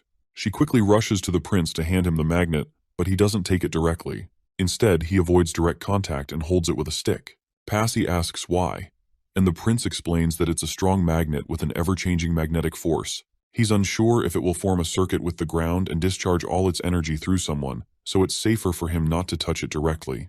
Of course, this explanation goes over Passy's head. Meanwhile, Anna quickly reveals the electric motor they've created. They decide to name it Dawn No. 1. Moon is excited, while Passy still looks clueless.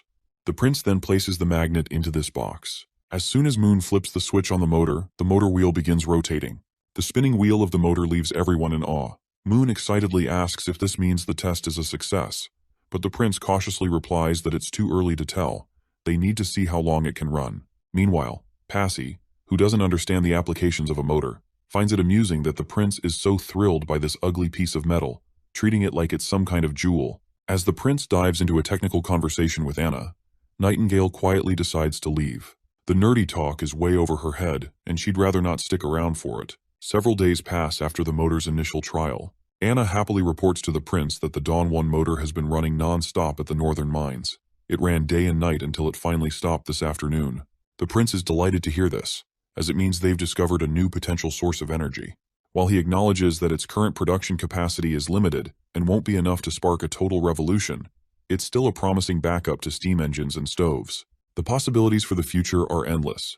There's a significant drawback to the motors. They drain the magic of those powering them. After charging the Dawn 1 motor, Anna, Moon, and Passy were completely exhausted. Even if all three of them charged a motor every day, they could only keep 5 motors running at most. The prince then turns to Wendy and asks if she can calculate the daily magic consumption of all members of the Witch Union and send the results to Moon. He explains that he's talking about the leftover magic after practice, missions, and emergency reserves. This data will help optimize the production of Dawn 1 motors, allowing for efficient use of the witch's power, while also providing a strengthening exercise. He believes it could be particularly beneficial as they approach each year's awakening day. Wendy notes that Hummingbird and Lady Echo will likely be thrilled about this development, as they'll feel just as useful as Anna in contributing to the town's progress. However, Wendy also reminds the prince that today is Lucia's awakening day, and suggests that everyone should take time to celebrate and stay by her side tonight. The prince apologizes sincerely, admitting that he had almost forgotten about Lucia's awakening day if Wendy hadn't reminded him. Wendy reassures him, mentioning that she has carefully recorded the history of every witch in a book so that no one will ever be overlooked. Prince then decides to prepare a feast tonight, where not only the entire witch union will be present, but he will personally join in the celebration as well. Later that day, as Lucia rests on her bed, the room is filled with warmth and chatter. All the witches are present, along with the prince. While sipping tea, the conversation drifts to how much easier surviving Awakening Day has become compared to the past, when it was a truly harrowing ordeal. Sister Scroll mentions hearing that Anna even slept through her Awakening Day. Not only did Anna handle it effortlessly, but she also achieved a high-tier ascension. Agatha marvels that if this had happened during the tequila era 400 years ago, people would have gone absolutely mad with excitement. The prince then turns to Agatha, questioning her about the work she's been handling. Agatha, with her usual nonchalance, reveals that the looming war is almost upon them, and the current workload is nothing compared to the pressure they're about to face. She adds that if they fail again, it won't matter whether she's well rested or not. But the prince shows optimism, promising that they won't fail. But Agatha is still not sure if being confident is enough to win against demons. Wendy then quickly cuts in to remind everyone that it's not the time to be talking about gloomy things. She then turns to Lucia and asks about her wish since it's her awakening day, and she's allowed to make one wish. Lucia is fascinated by the idea of her wish being granted. Just then, her younger sister, excited and full of energy, hugs her tightly and suggests she ask for some ice cream bread. However, Lucia gives her sister a playful wink over her head. She's not planning to waste her wish on something like that, and decides to save it for something more meaningful later. The prince agrees to let her postpone the wish, but he reminds her that wishes won't accumulate over time. Right at that moment, Nightingale notices that Lucia's awakening has begun. Suddenly, Lucia winces in pain, and the other witches quickly scramble to find ways to distract her and ease the discomfort. Despite their efforts, Lucia continues to feel the sharp pain, and her vision begins to distort. Even Nightingale begins to sense something unusual happening with Lucia. Before things escalate, Passy quickly steps in. Using her power, she extracts magic from Lucia to lessen the burden of the awakening and passes the extra power to Anna, hoping that it will help stabilize the situation. Anna starts channeling all the power she's receiving into the divine sigil. A while later, we see that Lucia has finally made it through the awakening. She hugs her sister, while the other witches are shivering from the cold. The extra power Anna was getting had to be released, so she ended up obliterating part of the wall in the process. Anna also looks a bit exhausted after releasing all that magic through the sigil. She had to drill a hole into the wall to safely release the spare energy away from everyone. But the prince looks deeply concerned when he sees the huge hole in the wall. It's not that the wall is broken, it's that he's not sure how to explain that blinding beam of light that probably caught the attention of everyone in the village. That's when Nightingale gets shocked, noticing that Lucia's magic has solidified too. The next day, just as the prince feared, the first person to come to him about the light is the money manager, Old Coot Baroff. But the prince reassures him that no one was hurt, so there's nothing to worry about. He tells him to spread the word that the light everyone saw yesterday came from the fourth prince capturing lightning from the sky, as he plans to illuminate the town for his citizens. Since the prince is already building electricity infrastructure around the town, it'll be easier to explain it to the townsfolk. Soon, they'll have a new divine source of power that can light up the town like it's daytime. We then see Carl coming to meet the prince, and not just Carl, but also Kyle, Sichi, Iron Axe, and his knight. They all have one thing on their minds: the light they saw last night. Iron Axe wants to know if that was an attack by the demons, while Kyle Sichi makes a wild guess that it was from the divine sigil. Once they get the assurance they need, they promptly start to leave. Lastly, the prince's sister comes to visit him. He nearly chokes on his tea when he sees her there, and quickly starts reassuring her about what happened yesterday. But it seems like his sister already knows what happened, though she's a bit more interested in why it happened. According to Miss Agatha's explanation, antiphase pain can be avoided in both awakenings and coming-of-age events through practicing abilities and exhausting their magic. This theory matches the rough logic they worked out themselves. Slumber Island has been fine following that method, but the question remains, why was Lucia affected by antiphase? However, Lily isn't too surprised. Since coming to Border Town, she feels like she's seeing high-tier awakenings every day. The prince then states that he has a hypothesis about Lucia. It might be the key to what happened. He notes that her academic performance has improved a lot recently. Apparently, Lucia White hails from a family of merchants in Golden Wheat City, so she already had a background in literacy and mathematics. Since she also has no trouble understanding natural sciences, her academic achievements have been excellent. While Tilly doesn't doubt the prince's claim that a deeper understanding of the world can lead to evolution, she's not sure how this relates to magic antiphase. The prince then highlights that, based on his observations of Lily, Leaf, and Moon, evolution also increases a witch's magic capacity. He believes this effect is closely tied to a witch's knowledge of their environment. They're connected in the same general framework, but when it comes to situational and isolated events, magic doesn't compare to knowledge. Moon is a great example. She's a member of the Witch Union who evolved through an epiphany, but her magic is nowhere near the level of Anna or Soraya. From what Tilly understands, the prince is saying that Lucia awakened and evolved at the same time. This caused her magic to double, triple, or even increase many times over, far beyond what she could handle. The prince acknowledges this, but adds that he doesn't think awakening and evolving are the same thing. Increases in magic capacity are generally categorized into 3 types: awakening day, coming of age, and evolving. While they may seem similar in their effects, he believes the first 2 are mandatory stages, whereas evolving is self-motivated. He points out that antiphase isn't present during evolving. If awakening and evolving were the same, Anna's rapid growth in magic would have killed her when she evolved. The prince hypothesizes that witches have a danger line for their magic capacity. When they exceed this limit, their bodies are plunged into extreme pain. However, with daily practice, this line can slowly be raised. That's also why witches are advised to deplete all their magic before awakening day, to prevent overwhelming their bodies with excess magic. In simpler terms, the prince believes that Lucia's magic increased far too much, and her overwhelming magic went past the danger line, causing the accident. He further explains that Anna might have suffered just like Lucia, but her magic capacity was already enormous. Because of this, her danger line was much higher than the average witch's. This also explains why Lucia returned to normal after Passy absorbed some of the violent magic. It never really belonged to Lucia in the first place. Tilly is amazed by all the hypotheses the prince has to offer. They explain a lot of things. She then asks him why magic can appear in so many different ways when it all comes from the same source, and why witches can only see the magic in the world once they awaken. The prince responds that magic only truly belongs to a witch once they accept it. Awakening can be seen as drawing magic to oneself, but ultimately keeping only a small portion, while evolution is about expanding that small portion. The more knowledge a witch has, the stronger they become when they evolve. This also makes sense because there's no limit to evolution. There's no end to learning more about the world. Suddenly, the princess gets curious and wonders how powerful the prince would be if he were a witch, given all the knowledge he has. But the prince quickly shakes off that thought. He really wants to personally experience what transcendence feels like, but he'd rather avoid paying the price. Princess Tilly then requests him if he can give her permission to bring some of his curriculum back to Slumber Island with her. The prince agrees to her right away, as it will be beneficial for him if the witches on the Slumber Island evolve as well. Besides, she is sister, so he possibly can't say no. This remark leaves her embarrassed, and an awkward silence falls over the room. She doesn't say anything afterward and quietly decides to leave. On the other hand, the prince regrets what he said. He realizes that he probably overstepped his boundaries. He doesn't think she'd be interested in him saying that, especially since she hasn't fully trusted him yet.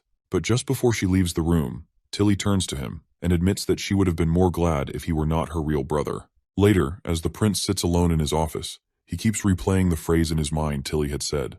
While he's spaced out, Nightingale suddenly appears in the room. Prince wants to know if Nightingale understood what Tilly meant by those words, to which Nightingale says she surely has no clue. The prince definitely doesn't want to interpret this the wrong way. After spending time with her this winter, he has a better understanding of her personality. He wonders if Tilly might be saying she doesn't want the fourth prince to return, or maybe she was commenting on how he pulled her into their relationship. Nightingale then points out that since he's not her actual brother, he shouldn't be worrying too much about it. Not to mention, she didn't need any powers to tell that he was lying. I mean, since he is not her real brother, why would he be comfortable giving his Natural Science 101 lesson? The prince gets embarrassed, but quickly clarifies that since this winter will last a few more months, making a copy of his book won't hurt him. Besides, he is 100% sure that his sister has practically memorized its contents already. But still, she made a formal request to test his attitude. Since Slumber Island is made up of witches, they'll continue to solely rely on magic, whether they evolve or not. But he proudly claims that he is different. This knowledge can bring both witches and mortals to greater heights, because he relies on everything, not just magic. Later we find ourselves outside, where poor Lucia has just made her way into the facility. Anna is there too, and she makes sure to warm the poor girl up. Afterwards, Lucia looks at the table and notices various parts scattered around, then asks Anna what she's making. Anna explains that some parts are for new firearms, and the prince said he hasn't succeeded yet, so he'll need more testing. She then asks about the prince, and Lucia says he had some other business to take care of, so he'll be late. He will surely come since he also wants to get familiar with her new abilities. Anna is just glad to see that Lucia is making progress too. She promptly hands Lucia a metal piece and tells her to demonstrate her new abilities. Lucia grabs the metal piece, and as soon as she activates her magic, she finds her consciousness somewhere else entirely. She sees a lot of different colors on the surface of the metal she's holding. She's sure these aren't the tiny atomic particles the prince was talking about. These squares and spots are far too big to be those. Anna reminds Lucia that there's a larger category above atoms, known as elements. Lucia agrees, and explains that she read about how atoms form larger clusters based on different combinations, and the properties of those clusters depend on their structures. Judging from the prince's descriptions and categorizations, she's confident that's what she's seeing. Anna seems to finally understand. Based on her own knowledge, she suggests that this might be a branching ability, a rare talent among matured witches. Anna recalls Agatha mentioning that such rare abilities only appear during a witch's maturity day, and they're closely related to the witch's main ability, possibly enhancing or balancing it. So in the same way, since Lucia's main ability is disintegration and restoration, these color blocks might be a guide for her to dissect specific elements. She then encourages Lucia to try extracting a single element. As soon as Lucia begins, a light starts to illuminate. She successfully extracts another material from the metal, though the process is exhausting, and she takes a rest. Meanwhile, Anna inspects the result. She realizes it might be a new alloy formed from raw iron and other elements, though she isn't certain. However, she decides she can run a small experiment to confirm it. She hypothesizes that Lucia can extract specific elements from a whole object. However, the remaining elements don't just fall apart, they rearrange themselves according to certain rules when they lose those elements. If this is true, Anna is convinced that even every useless byproduct can be reproduced in Lucia's hands. The scene transitions to a black boat sailing across the sea. The boat captain inquires about the type of business the onboard merchant intends to conduct in the western region. He warns that the area once produced jewelry and furs, but such industries have long since disappeared. The merchant speculates whether the population there might have turned to banditry, but the captain dismisses the idea as outdated. Ever since the fourth prince took over Border Town, the western region has been really strange. No one knows what he's doing there all day. Still, any merchant traveling there seems to do well. Whether it's food, clothing, or anything else, everything sells. Hearing this, the merchant hopes he won't return empty-handed. However, even if he does, he doesn't mind much. After all, the main purpose of his trip is just to meet the leader of Border Town, Roland Wimbledon. His identity as a rebel makes it inconvenient for him to travel openly as an ambassador. To circumvent this gentleman, who goes by the name Otto, disguises himself as a merchant. The disguise, however, comes with its own challenges. Otto must abandon his expensive attire, blend in with the crew, and endure the cramped quarters below deck, sharing the same utensils and living conditions as the sailors. Before embarking on his journey, Otto sought information about Border Town by questioning local informants. From them, he learned that, on paper, the king would have to harbor deep animosity toward Prince Roland Wimbledon to assign him to a place as desolate as the western region. This theory aligns with Roland's tarnished reputation. However, the reality presents a stark contrast. Despite all of the shit and warfare that followed the former king's royal decree, Roland has secured an unshakable grip over the western region, and now poses a significant threat to the new king. Among the common folk, some claim that Roland has fallen to the devils, others say he actively recruits witches. Yet for Otto, neither of these allegations matter, so long as Roland holds a grudge against the church. In that regard, Roland is far more palatable to the Kingdom of Dawn than Timothy. As soon as the ship reaches the shore, Otto is utterly baffled by the sight before him. He can hardly believe his eyes, questioning if he has indeed landed at Border Town's piers. The structures before him dwarf even the piers of Grey Castle's capital, which are only half as large. Furthermore, the enormous ships docked there seem far too massive for traditional rowing. The sight is nothing short of extraordinary. Beyond that, Otto notices organized cargo checkers at work and discovers that there are no toll fees, a concept that seems entirely absurd to him. As the carriage makes its way through the bustling marketplace of Border Town, Otto's astonishment only grows. Among the stalls, he notices peculiar products that he has never encountered, not even in the Kingdom of Dawn. While Otto marvels at the market's unique offerings, the scene shifts to Ash and Andrea walking through the same marketplace. Andrea appears indifferent to her surroundings and pays no attention to Otto.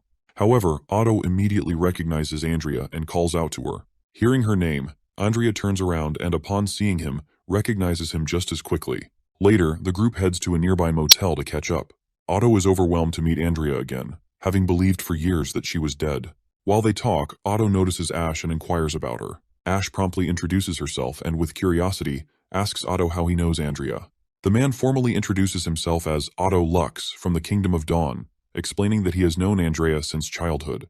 He reveals that his sister Belinda, a member of the Toccata family, and the Prince of Dawn, His Highness Appin Moya, were all close friends with Andrea. Upon hearing these notable names, Ash quickly recognizes that Otto must belong to a privileged class, and asks why he had assumed Andrea was dead. Before Otto can respond, Andrea interrupts. She firmly states that Belinda and Oro were correct. The young lady of the Quinn family is, in fact, dead. Otto is left bewildered, unable to comprehend why Andrea would say such a thing. To understand her statement, it is crucial to know the context. In the city of Glow, the top three noble families, Toccata, Quinn, and Lux, were considered the king's most trusted partners. For generations, these families held key ministerial positions in the royal court, shaping the kingdom's governance and legacy. The Quinn family's daughter, Andrea, was renowned for both her beauty and her prestigious background, making her the object of many suitors. Otto and Oro were no exception, each vying for her attention in their own way. But everyone was taken by surprise when Andrea's horse-drawn carriage lost control and tumbled down the mountain during a spring vacation. After a long and arduous search, they finally found her broken and battered corpse. However, Andrea quickly interrupts, revealing that it wasn't an accident. She then promptly discloses what happened 5 years ago. Apparently, the carriage accident was orchestrated by the Quinn family. Her father had discovered her identity as a witch, and once he learned the truth, he immediately arranged the staged accident to fake her death and smuggle her out of the kingdom. Eventually, Andrea settled in the northern region of Grey Castle, where she met Tilly. After hearing the truth, Otto reflects that the accident may have been for her own good, as it ensured her safety, given that the church was actively hunting witches. But Andrea does not share this view. She is annoyed that her father never bothered to ask her opinion. He didn't care about her feelings. His only concern was to dispose of her as quickly as possible. With that, Andrea decides to leave. After all, the Quinn family's young lady died 5 years ago, and she no longer knows anyone named Otto. However, Otto reminds her that Oro still places flowers on her tombstone every year, as he is unable to forget her. But for Andrea, this is simply emotional baggage. She believes that Oro will eventually move on, just as she has. Despite this, Otto doesn't want her to leave just like that. The scene then transitions to Bordertown Castle, where Anna reveals to the prince that Tilly's 20th birthday is approaching. She asks the prince what he plans to gift her. Unsurprisingly, the prince doesn't even remember that Tilly's birthday is coming up. The fourth prince's memories are mostly filled with mischief, and he has never bothered to retain any memories of such occasions. You see, Tilly represents a dark period in the fourth prince's history, and anything related to her is buried deep in his memories. This is likely because she was the youngest child, and the king always held grand ceremonies for her birthday when he was alive. Even Timothy, who was spoiled the most, did not have that luxury. When Tilly came of age, all 4 regional leaders rushed to the capital to honor her. She even received gifts from Dawn Wolfheart and Eternal Winter. Timothy and Garcia were envious and wanted to teach her a lesson. Of course, the fourth prince was too cowardly to participate with his older siblings in this mischief, so he has no real memory of what happened. In the end, the older siblings poisoned the bear, and it died. Ironically, it was her favorite gift. Since he has no memories of her, the prince isn't sure how to approach the situation. But there is one thing on his mind. He decides to draw a bear and hopes to use Anna's abilities to pull off the gift he wants to give her. When the day of Tilly's birthday arrives, the prince shows up at her room with a giant gift box in his hands. Not only that, but he is also preparing to host a grand feast for her birthday celebration. Tilly is quite bewildered by this gift, as Roland has never given her anything before. He admits this is true, but quickly reminds her that he once gave her a goose feather quill. Regardless, he urges her to unwrap the gift. As soon as she does, she finds a cute panda inside. For some reason, she calls it a bear, so for the sake of it, we'll call it a bear too. Tilly gives the toy a hug, sinking into its softness and feeling incredibly cozy.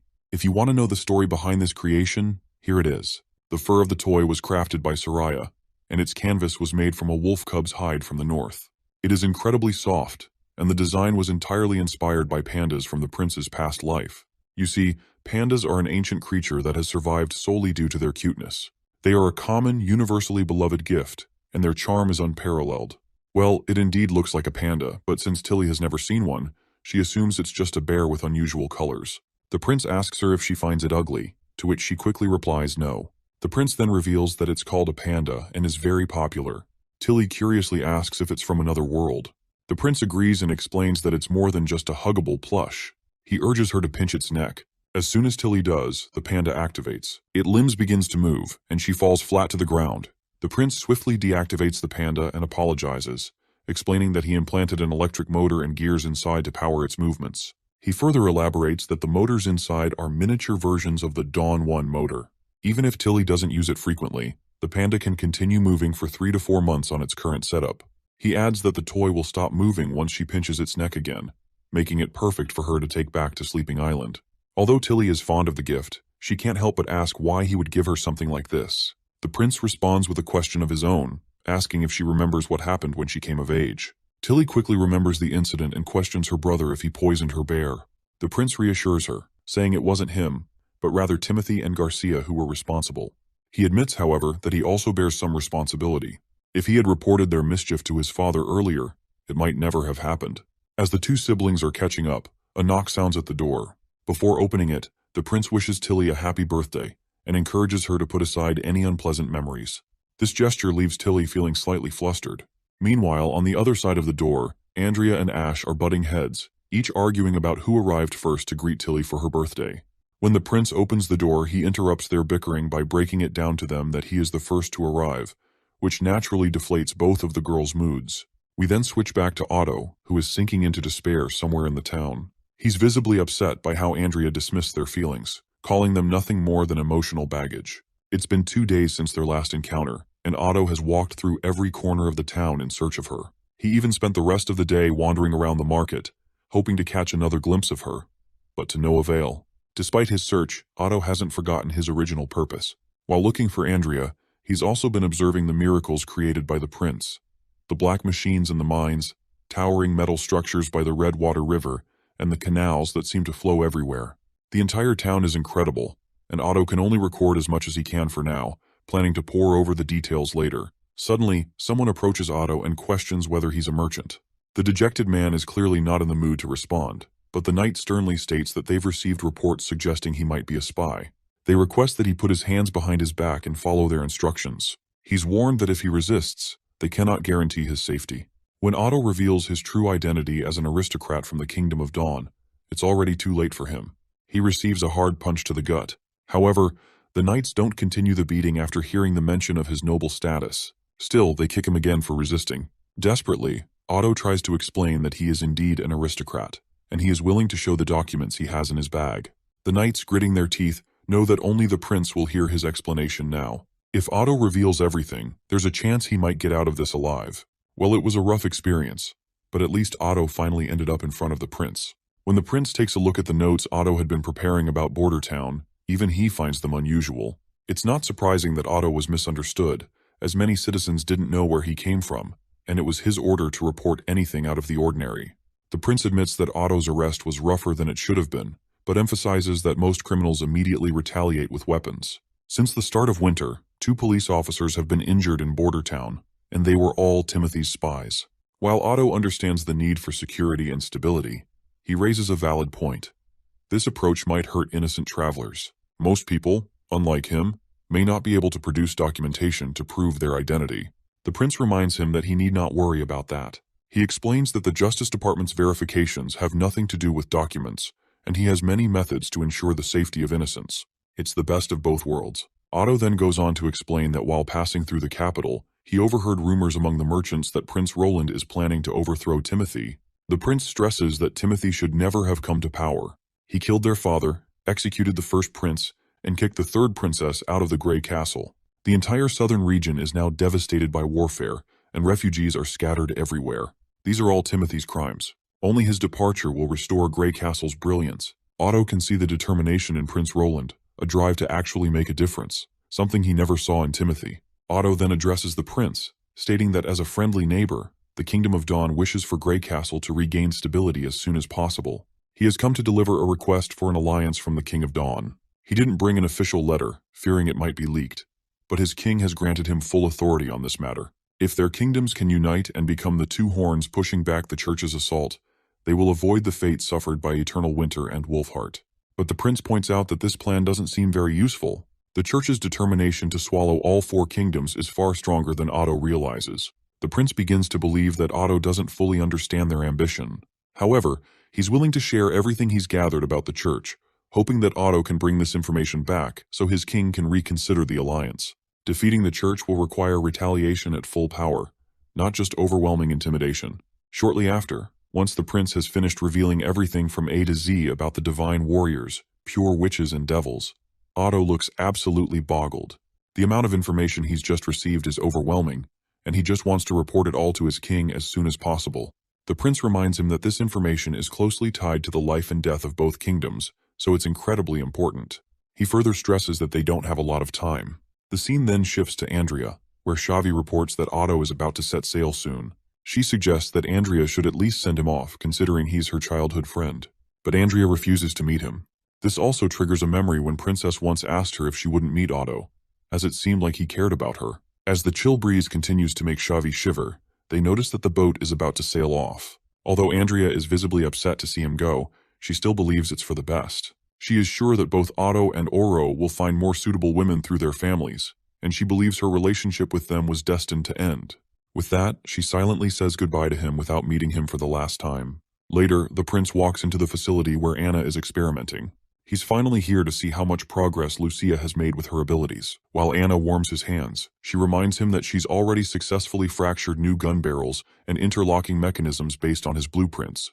However, she thinks some of the designs could still be improved, particularly one part. Prince expresses his appreciation for her hard work, genuinely pleased with her results. He's especially happy that despite only providing theoretical blueprints for the firearms, the practical application Anna has implemented has turned out so well. It's natural to have imperfections in such designs. Moreover, Anna's talent and analytical skills far exceed his own. He believes that one day, her work will surpass his own achievements. Anna then bows her head, hoping for a pat on the head, and the prince fulfills her request with a smile. Next, Lucia reports her progress. She explains that it will take her longer to work with the steel alloy, as there are simply too many elements to separate. As the prince reads her notes, he's pleased to learn that the superior steel she created by controlling its purity and carbon content is only the beginning. With the various elements now at their disposal from the northern mines, he knows the work ahead will be difficult, but he's willing to try whatever it takes. He then asks to see the tests Lucia conducted, and she promptly presents them. I have already dragged this part out a bit, so let's summarize the next part. Agatha is also working on her project. She's in the process of creating nitrogen, while Soraya's task is to make containers to seal it. With all these components, the prince is planning to eventually create a light bulb. It's the dead of night, and everyone has gathered outside in the courtyard, yet no one seems to have any clue what the prince is planning. Wild guesses float through the air as the crowd murmurs in confusion. Then, with a single press of a button, the prince debunks all the wild guesses when the bulb lights up to life. The sudden brightness is blinding, and even lightning has to shield her eyes from the sharp glare. The crowd gasps in awe, and the prince explains to everyone that this is a light bulb. Unlike candles, it won't be extinguished by the wind, and unlike bonfires, it requires no maintenance. From this day forward, the entire town will have access to lights like this. Anna then announces Sister Moon is the true hero of the hour. It is thanks to her efforts that they are able to see light in the night. Some days pass, and the town is bustling with activity despite the harsh winter. The townsfolk are busy clearing snow from the roads, and life seems to move forward smoothly. However, beneath the surface, shady dealings take place as goods are exchanged illegally in secret corners of the marketplace. In the middle of one such illicit transaction, the town's officers raid the scene. One of the shady businessmen is quickly captured, but the other attempts to flee with his goods. His escape is short-lived, however, as he stumbles upon Wade, who promptly arrests him. Later, the two men are brought before the prince. With a cold, commanding tone, the prince demands they reveal their schemes. He warns them that any attempt to lie will result in harsher punishments. The bald man is the first to speak. Nervously, he admits that he had taken some wheat he purchased from the city hall and ground it into rough flour. He then mixed it with wild vegetables and baked it into bread to sell at the market. He insists that he was trying to stay within the law, as the prince had allowed the sale of foodstuffs other than staples. It was a small business that earned him a few silvers each month, just enough to get by without starving. The older man further explains that he couldn't afford to spare any more grains, so he sought out farmers who hadn't sold all of their produce to the city hall. Desperation drove him to buy directly from them, skirting the centralized distribution system. The guy with the yellow head quickly admits to his crime as well. He confesses that he sold grains illegally because he had no other choice. He claims that the city hall officials refused to purchase all of the wheat as promised, leaving farmers with surplus grain and no income. Selling the excess was the only way he could survive. This seems like a serious matter for the prince. Despite the repeated warnings about the illegality of privately selling staple food, some people still take the risk for extra money. However, the prince is more concerned with the city hall officials not buying up all his crops. To address the issue, the prince directly questions the city hall representative, asking if they refused to buy the crops. The representative respectfully explains that City Hall didn't stop purchasing after the harvest, but prices were adjusted based on the quality of the wheat.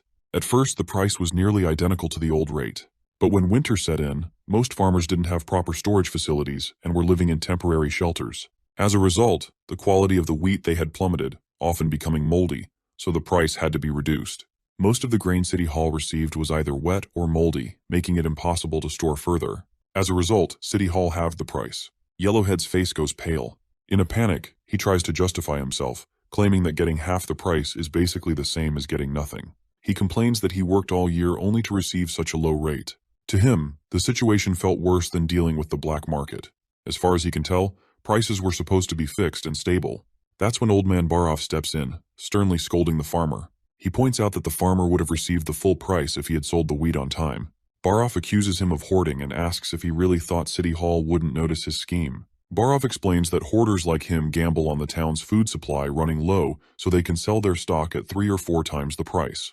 Now that the prince has heard both sides, he declares both of these guys guilty.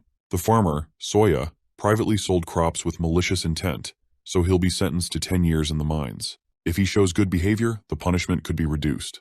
As for this bald citizen who was also involved in the crime and used subpar grains to bake bread and sell it, he'll face 10 years of labor and a fine 3 times the profit he made from selling the bread. This will take effect immediately. The prince then addresses Sirius, the city hall representative, and instructs him to turn this into an announcement. Pin it on the bulletin board. The prince wants all citizens to know every detail to prevent something like this from happening again. Finally, the prince turns to his knight and asks if it's true that Wade was the one who caught them. The knight confirms this, but explains that Wade went a little overboard. He pursued them without his uniform, and a passerby reported him for assault while the suspects were being transported. Knight Carter mentions that he's planning to reprimand Wade later. The prince reminds his knight that reprimanding Wade is unnecessary. In fact, he believes Wade deserves recognition for his actions. Wade had been operating as a plainclothes officer this time, which explains how he was fully aware of who the criminals were and how to reach them. Given his past experience as a patrol guard, Wade's familiarity with the streets and his natural aptitude for detective work made his approach effective. The prince is already considering inviting Wade to join the public security department in the future. Nightingale could use an extra hand, and Wade's skills would be a valuable addition. The scene then transitions to the deep tunnels of Hermes, where Archbishop Tayfun is accompanied by a witch. It is Tayfun's first time in these depths, and he wonders if the Pope truly intended for him to be here. The witch reassures him, reflecting on Tayfun's tireless work for the church and suggesting that the Pope must place complete trust in him. She explains that the rules of the past are no longer suitable for the war that lies ahead. The will of God, she believes, should no longer be reserved for a select few, but must inspire every believer, preparing them for the final challenge. Typhoon, however, finds himself concerned about the adjustment of the 2 newly appointed archbishops. It had already taken them a long time to accept the existence of pure witches. The 2 guys he is talking about are Solidare, a member of the Divine Punishment Army, and Edward, from the Justice Court. The witch explains that if it weren't for pure witches, who else would be able to carry out black operations for the archbishops? She continues, suggesting that, besides their usefulness in such tasks, witches can also offer other forms of relief, whether it's through intimacy, releasing anger, or satisfying different desires. The feeling of a witch, she claims, cannot be compared to that of a mortal woman. Tayfun gets uncomfortable with her words, and quickly tells her to stop making such jokes, especially to someone his age, who already has 1 foot in the grave. Finally, they reach the dead end of the chamber, where a witch with a veil over her face awaits. She informs them that the Pope is currently experimenting with magic stones. She warns that if they are carrying any stones of divine judgment, they must hand them over, as they could interfere with the magic inside. Reluctantly, Tayfun hands over his stone of divine judgment. The gate leading to Pope finally opens. As soon as he steps inside, he meets Maine, or rather, he meets Zero, who is impersonating Maine. The fake Maine quickly tells Tayfun to make himself comfortable, but the old man refuses. He insists on maintaining formality, as he is bound by the church's rules. However, Maine reminds him that he is giving the order. Reluctantly, Tayfun finally sits across from Maine, the 2 men facing each other. Tayfun reports that he has captured 3 witches, as Maine had ordered the capture of any witches. However, during the extraction of one of them, she managed to escape and killed the entire squad in the process. Since then, no one has been able to track her down. Because of this, they've lost 16 followers to this witch, 4 of whom were in training to become divine punishment soldiers. Tayfun warns that if this happens again, the members of their order will begin to fear participating in such operations. Maine reminds his old junior that combat witches are rare, and most of the fallen witches lack the power to resist. He assures Tayfun that incidents like the recent one are unlikely to occur frequently. He explains that every fallen witch represents the potential creation of 2 divine punishment soldiers, which are desperately needed. The pressure on the Hermes perimeter increases every day, and the church urgently requires more soldiers to defend against the demons. Tayfun is surprised by the logical and pragmatic demeanor Maine is displaying, noting how much more mature he seems since his inauguration as pope. Shifting the focus, Tayfun shares some good news. Most of Wolfheart and Arista now support the church, excluding a few resistant cities. Eternal Winter, as expected, remains as weak and uncooperative as ever. Tayfun reports that the Holy City's resources are projected to double by next summer, along with a significant increase in the size of the Divine Punishment Army. He also notes that the Kingdom of Dawn is facing riots, sparked by the royal court's crackdown on church followers. Despite the pressure from their aristocrats, Tayfun is confident the church's supporters in the kingdom can hold out until the end of winter.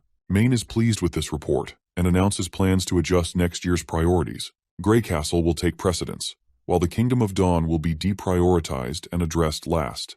But Tayfun reminds his senior that the church's resources are currently focused on the Kingdom of Dawn.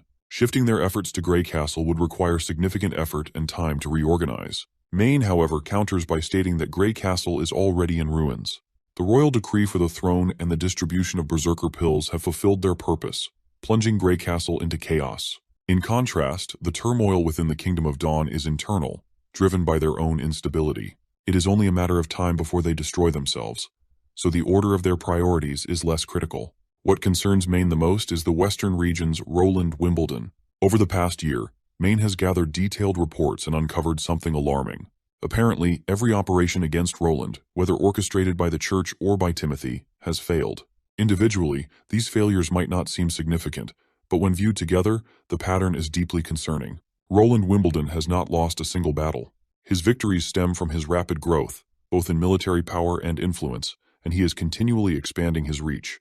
Maine warns that if given another year, Roland might secure control over the entire kingdom of Greycastle.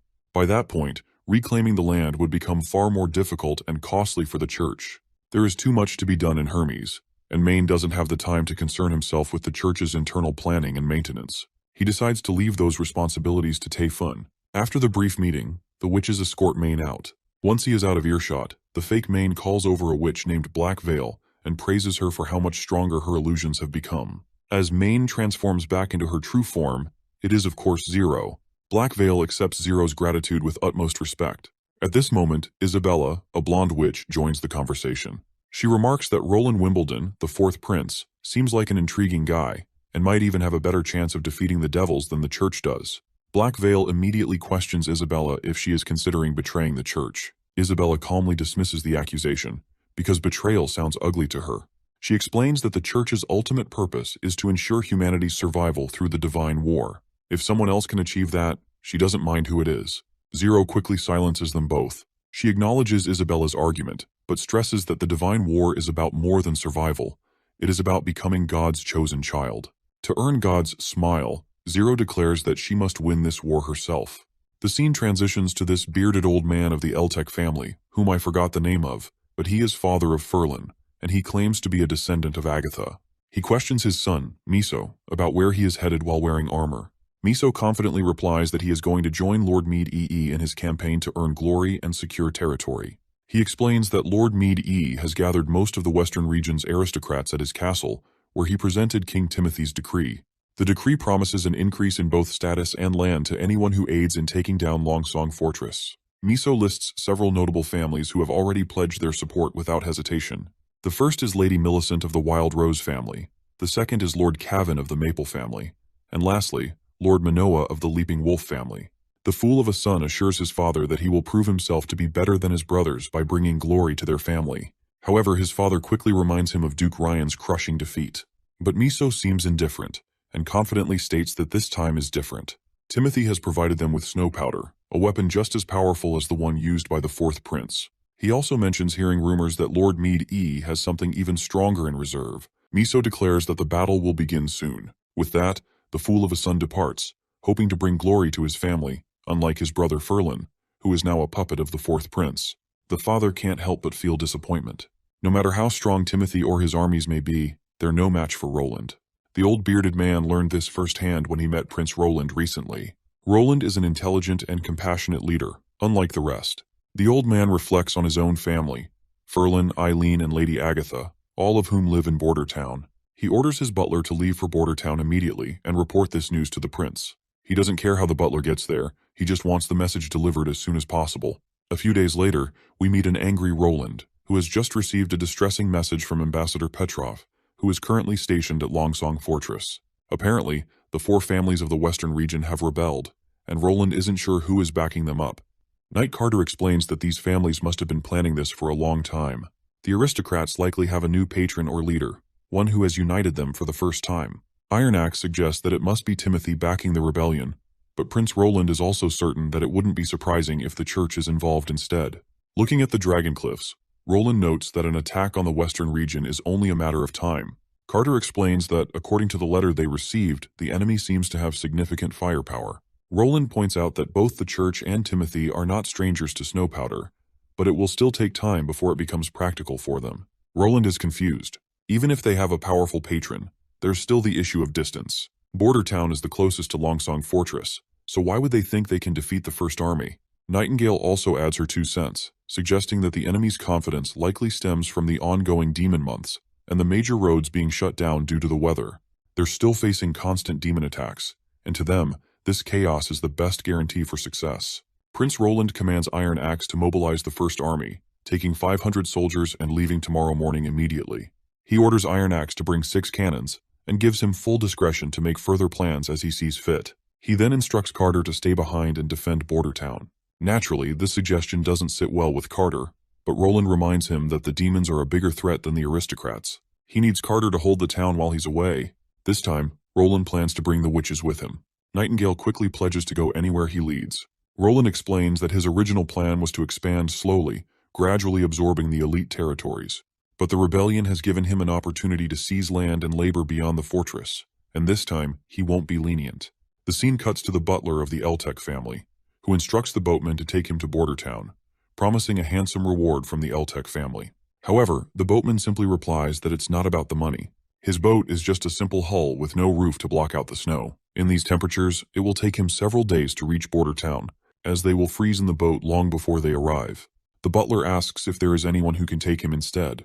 The boatman clarifies that only a large sailboat from the fortress is capable of handling such a journey. Just as the butler begins to despair, a giant boat looms in the distance, followed by a whole fleet of ships, all led by Prince Roland himself, making his way to Longsong Fortress. Lightning appears and reports to the prince that the enemy is mainly concentrated in the ruler's castle. There are still some guards fighting, but they can't hold out for much longer. She reports that there are around 200 enemies, and the first wall has already been lost. The enemy seems to have something similar to muskets, but they are completely different from their own. She also informs the prince that Ambassador Petrov is frightened because his family was attacked, and he quickly pulls his father into the castle for safety. However, the rest of his family is gone. The Duke's wife and the rest were captured and killed to force his surrender. Lightning had assured Petrov that the prince is on his way, but Petrov made only one request. When the prince asks what the request is, Lightning replies that Petrov wants to make the enemy pay with blood. The prince is unsettled to hear this. The aristocrats have an unspoken rule never to harm a duke or someone of higher rank. But now, the 4 rebelling families seem to have shattered that pride. It must be because of the Honeysucker family's support for him, along with orders from their patron. Prince Roland instructs Lightning to relay his orders. Aside from the witches who will be fighting at the walls, everyone else will rush directly into the city and seize the piers. While the soldiers at the fortress are doing their best to fend off the enemy, the invaders continue to infiltrate the walls. Longsong Fortress soldiers try to shoot their bullets, but the enemy soldiers are equipped with bulletproof shields, and the poor soldier is quickly overwhelmed and defeated. Just when it seems like they're done for, someone crashes through the enemy ranks like a meteor, and it's none other than Maggie and Ash, ready to lend a hand to the struggling soldiers. The soldiers, still terrified by the sight of the witches, are taken aback. Maggie notices the injured soldiers and immediately takes one to Nana for healing. The soldier on the ground, still in disbelief, wonders if this witch is really here to save them. Ash responds positively, stating that she's here under Prince Roland Wimbledon's orders. The soldiers remain stunned, still processing the fact that it would have taken at least 3 days for them to get here from Border Town. How did the prince know the aristocrats were attacking? Ash, however, states that she doesn't have time to answer his question. In front of her are the enemy soldiers, and she's itching to obliterate them. The enemy soldiers laugh, amused by the sight of a woman defending the wall. But their laughter is quickly silenced when Ash swings her heavy blade and cleaves through several soldiers in a single swing, taking their heads with it. The soldiers watch in absolute awe as Ash continues to obliterate the invaders, cutting them down left and right. Once the area is cleared, Ash orders one of the surviving soldiers to gather the rest of his comrades at the wall, assuring him that someone will pick them up later. With that, Ash leaps off the giant wall, crashing down on the soldiers below, sending them scattering like matchsticks. As soon as she starts swinging her sword, it's clear that the soldiers' fate is sealed. Meanwhile, Jacques Meade, who is leading the rebellion, is fascinated that the Honeysuckle family has retreated to the topmost floor of the fortress. Despite being under constant attack for a full day, they're still holding out. He's confident, however, that Petrov will eventually have to give up. After all, how long could he keep avoiding starvation?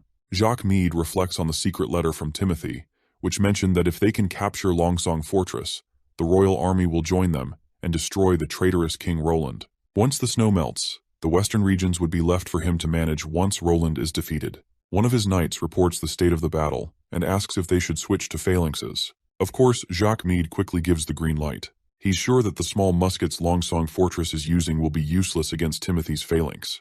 Jacques Meade imagines how satisfying it will be to send Petrov's head to Roland, but it looks like his dreams are going to be just dreams at the end. Another subordinate reports to Jacques Meade that something strange is happening at the West Piers. He claims to have heard chugging noises, and when he sent 2 teams to investigate, neither has returned.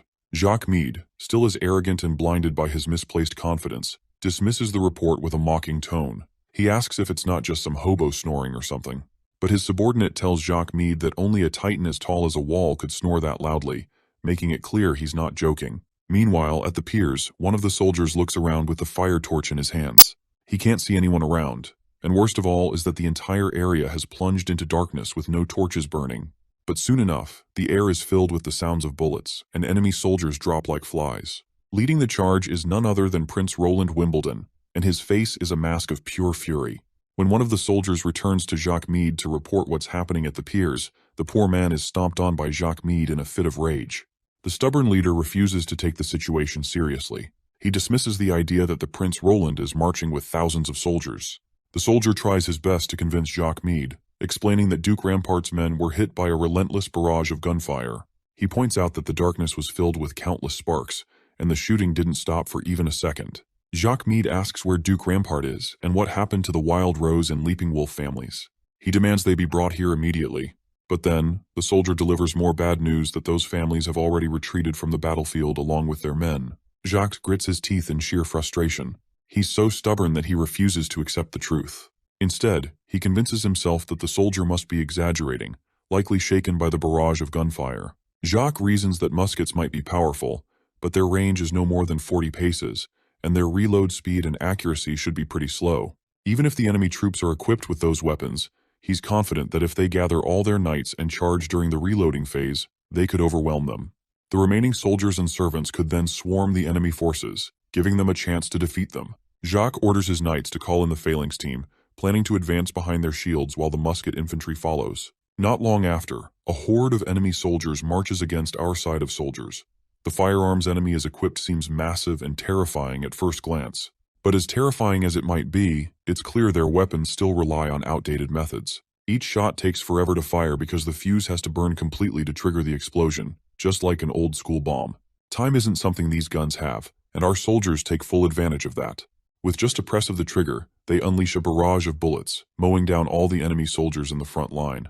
The enemy keeps getting hit, one after another, while Jacques Meade can only watch the scene in front of him, seething with anger. But anger doesn't win battles. In the end, he meets his fate, dead on the ground, surrounded by the soldiers who followed their foolish leader to their death. The prince makes his way to Petrov and his father in the castle. As soon as they see him, they drop to their knees in respect. But the prince quickly tells them to rise, praising them for holding out until the last minute against the 4 rebellious families. He promises that those families will pay dearly for their betrayal. Petrov, however, is consumed with guilt. He's deeply disappointed in himself for failing to protect the fortress for the prince, and the weight of this failure brings him to tears. But the prince simply tells Petrov to rise, emphasizing that he has done nothing deserving of blame. Deep down, the prince acknowledges the truth. You see, Petrov isn't cut out for battle. This rebellion and the earlier loss of the fortress only prove it. But that doesn't make Petrov useless, far from it. He's a natural when it comes to management, business, and seizing opportunities. While Petrov may not be a commander or capable of defending himself against military schemes, that doesn't mean he isn't a good ruler. In fact, the prince is already thinking of giving him a place far from the bloodshed of battle, where his talents for leadership and commerce can truly shine. The prince tries to reassure Petrov, explaining that this rebellion had to have been orchestrated from top to bottom. The enemy disrupted the order in the western region to steal what wasn't theirs. They committed horrific crimes, killing civilians from every class.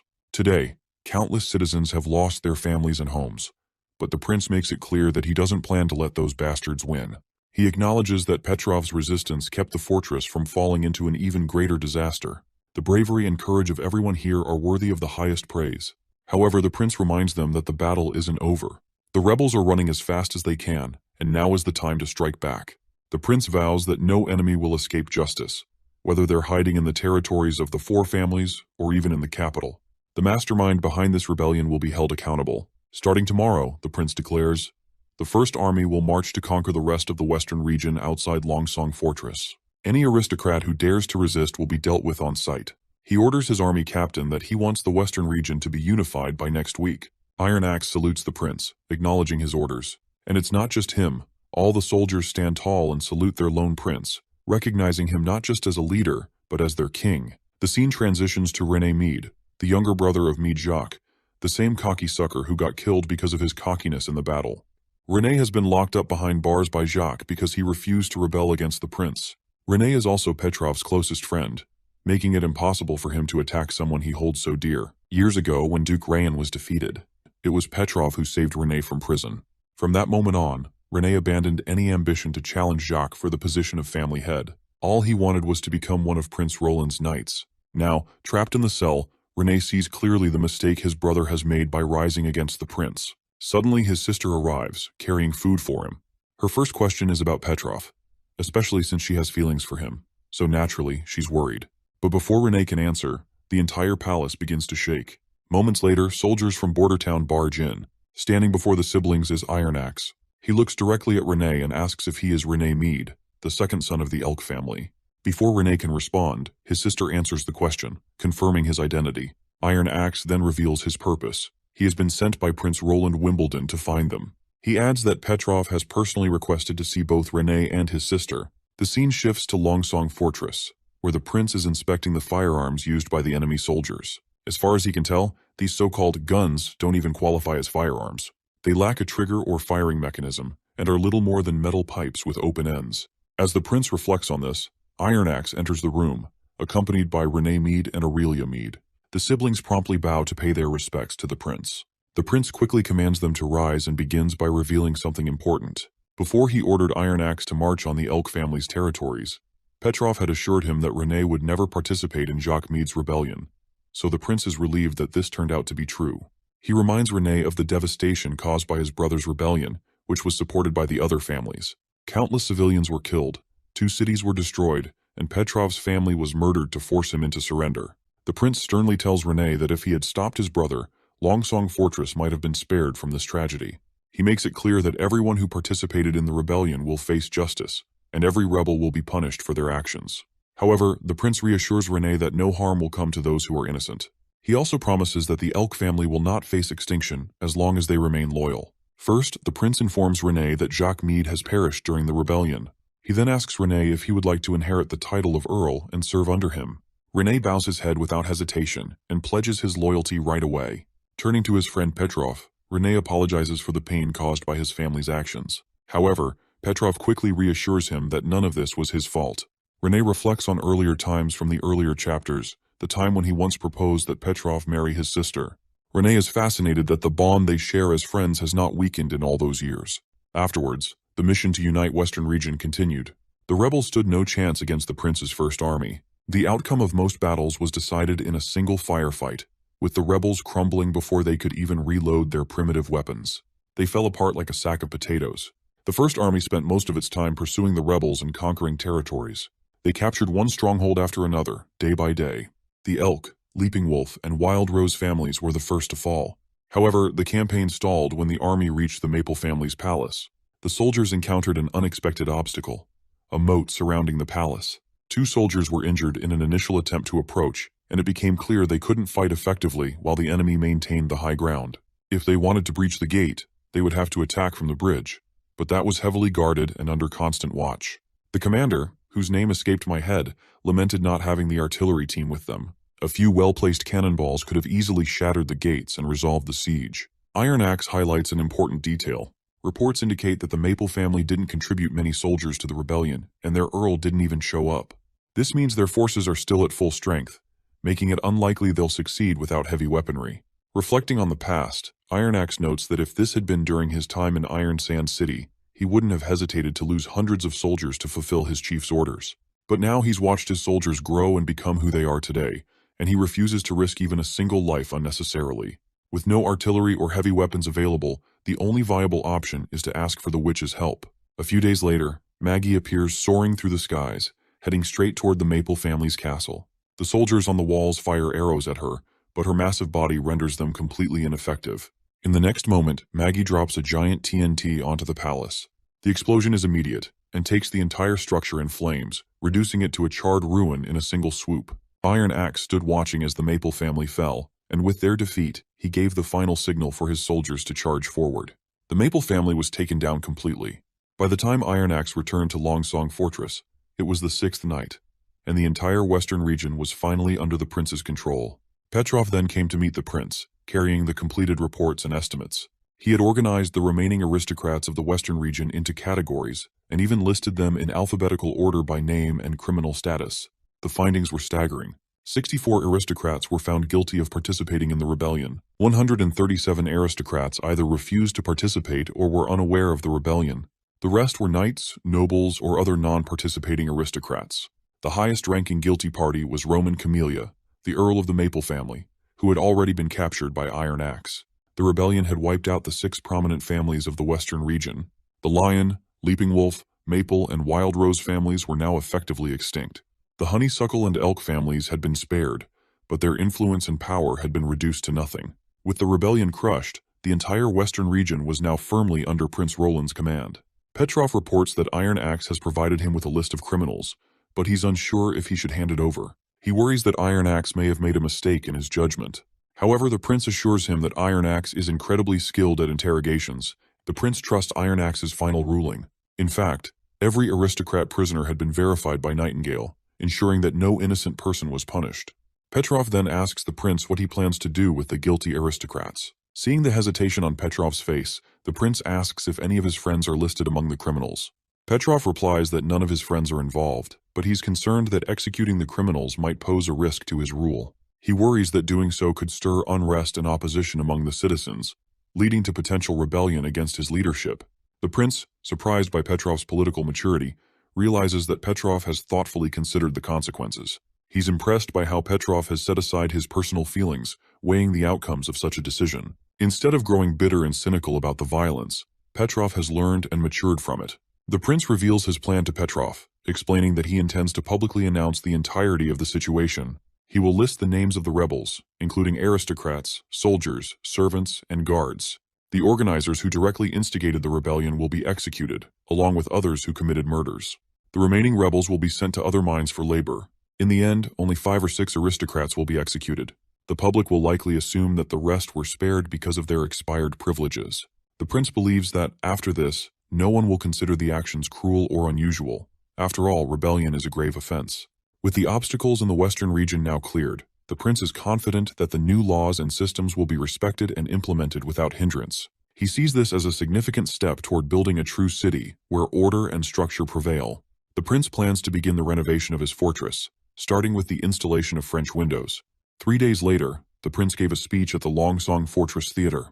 First, he offered condolences for the rebellion's casualties and distributed a pension. Then, he made some announcements about his new policies. The theater's audience was smaller than he expected, and the snow had discouraged most people from leaving their homes. Those who were present were skeptical of these promises. After all, corruption had led to famine in the past, and even emergency rations were mixed with sand and leaves. So receiving golden royals seemed too good to be true. Of course, when he actually did distribute the golden royals, the atmosphere changed drastically. Many more people showed up for the aristocrats' trial, and the entire theater was packed. Some even sat in the corridors. Criminal trials and executions still served as common entertainment for people everywhere. In the end, 132 people were sentenced to execution, and the other 900 or so had participated in the rebellion, but didn't kill anyone. As a result, they were sent to the northern mines. The power of the western region's aristocrats was finally wiped out. However, clearing these obstacles was just the beginning. Creating a new order was the most important condition for true governance. To lighten their moods, the prince prepared a grand banquet. Since the large families like Honeysuckle and Elk were all on the prince's side, the remaining smaller families tripped over themselves to praise our prince. Even at this small banquet, they praised the tiniest things, like the chopsticks and the food. Now, it's safe to say they were trying way too hard. The prince then grabbed everyone's attention and announced that he would like to share an art album with them. When they saw the drawings, their eyes widened. The images looked incredibly realistic, and it didn't seem like they had been drawn by hand. No pigments could express such detailed colors. Seeing this, the prince was pleased that the city's upper class had an appreciation for art. He then corrected them, explaining that the drawings were indeed created by hand. But the distinction was that the artist was a witch, and her pigments were made with magic, which was used in every image. As soon as the mention of witches came, everyone's mood dropped faster than the guy who always make dad leaving me jokes in the comment section. The church's influence has been eradicated long ago, and the prince assures them that witches are not much different from normal citizens, something he has emphasized many times. Of course, they believe the prince and are ready to place their faith in his words. He then shows images of former aristocrats from the western region in the album, such as Tegu Pine, whom he believes most of them would even personally know. He currently lives in Bordertown, and this album serves as a record of his life there. As they can see, Tegu Pine is an aristocrat living under the new order. He is currently training in marksmanship to protect Bordertown, and once the turmoil settles, he plans to take his daughter and servants hunting in the misty forest. Ever since selling his territory to the prince, he has settled in Bordertown. His noble rank has been raised by one level, and his family's assets have grown many times over. The prince then reminds them how he has already revealed his plans to build a city in the western region. So Bordertown, Longsong Fortress, and the land in between will become one. Of course, this unification will be in terms of administration. In other words, the new city will follow the same laws and policies the prince has set up. This is part of the reason why he needs to collect aristocratic territories and assume bureaucratic powers. One person questions what will happen to their lands. The prince assures them that the land will still belong to them. Under this new order, any invasion attempt will be dealt with by the military. As long as everyone follows the law, there will be more opportunities for them to profit than they could ever imagine. The principle is similar to the cake he is cutting right now. Why settle for a small slice now when they can have a much bigger piece? None of them have been to Bordertown, so it's normal that no one knows just how much bigger it can be. During the 2 previous quarters, Bordertown income has reached 30,000 golden royals. Of course, this revelation boggles everyone's mind. The prince continues explaining that if it weren't for the month of demons, that number would have grown by another 10,000 by now. Since aristocrats will manage their own business, these numbers will come to them soon. One of them asks if the prince is basically implying that they will have to run the fortress.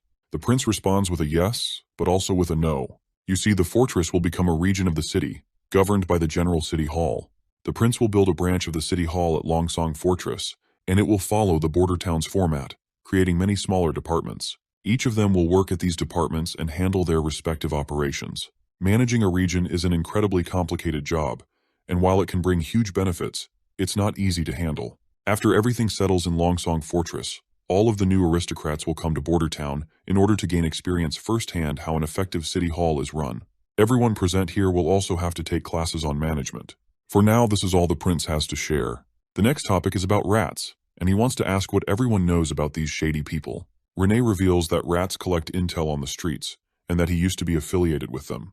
The prince curiously asks what kind of relationship he had with the rats, to which Renee hesitantly admits that he used to be the leader of the Blazing Fire Gang and had helped other gangs fight for territory before.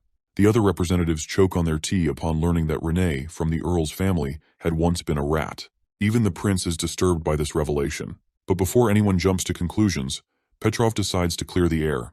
He explains that a few years ago, the rat presence at the docks was at an all-time high, with civilians and visiting merchants being attacked every day, yet the city guards did nothing. Petrov could not stand it, so he brought his own guards and recruited people from the slums to drive the rats out. Renee even sent Petrov daily letters when Petrov was in the capital, claiming that it was a glorious battle, one on par with fighting demons.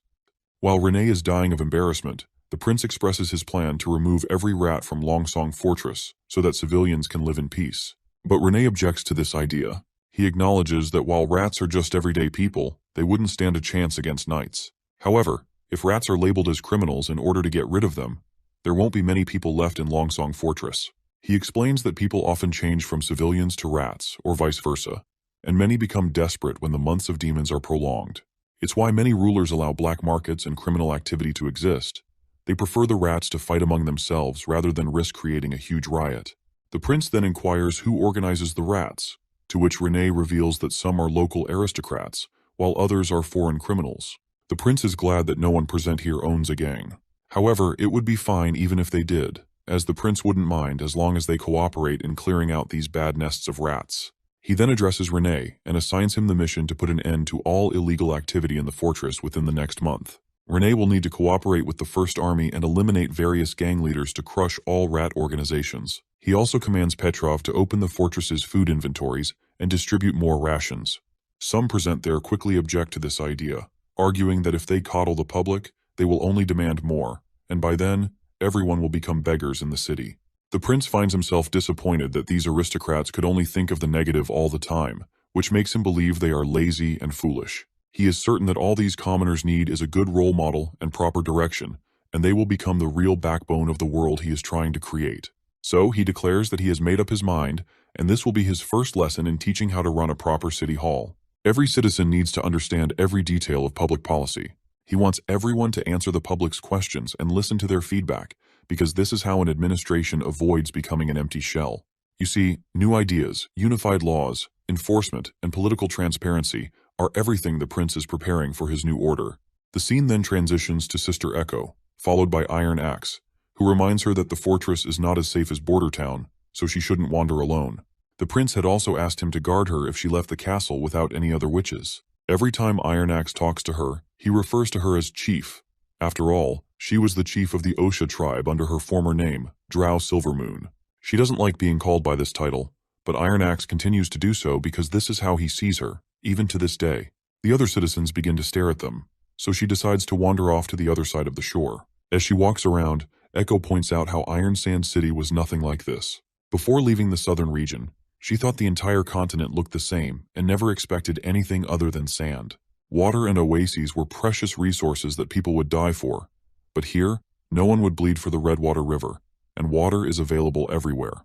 But Iron Axe reminds her that people still fight for other things, such as golden royals, jewels, pride, and status. He believes that battles are everywhere, no matter the circumstances. Echo, however, still believes that the prince could stop the war. Even Nightingale told her that the Sand Tribes, Grey Castle, Mortals, and Witches, all of them would enjoy resources equally and live as they wish. She then questions Iron Axe if he wants to return to Iron Sand.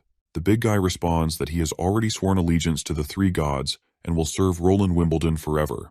However, she doesn't need to worry, as the prince promised her revenge, and he won't go back on his word. When the day of their return comes, everyone will respect them. But Echo doesn't want to be the chief of the Osha tribe anymore. She likes to stay near trees and greenery, and she enjoys being with Wendy and Nightingale. She also likes to learn the songs that the prince teaches her. While she does wish to go back and visit one day, she doesn't want to remain in the desert and endlessly quarrel for water. She decides to start practicing her voice here, as no one is around and she won't be disturbing anyone.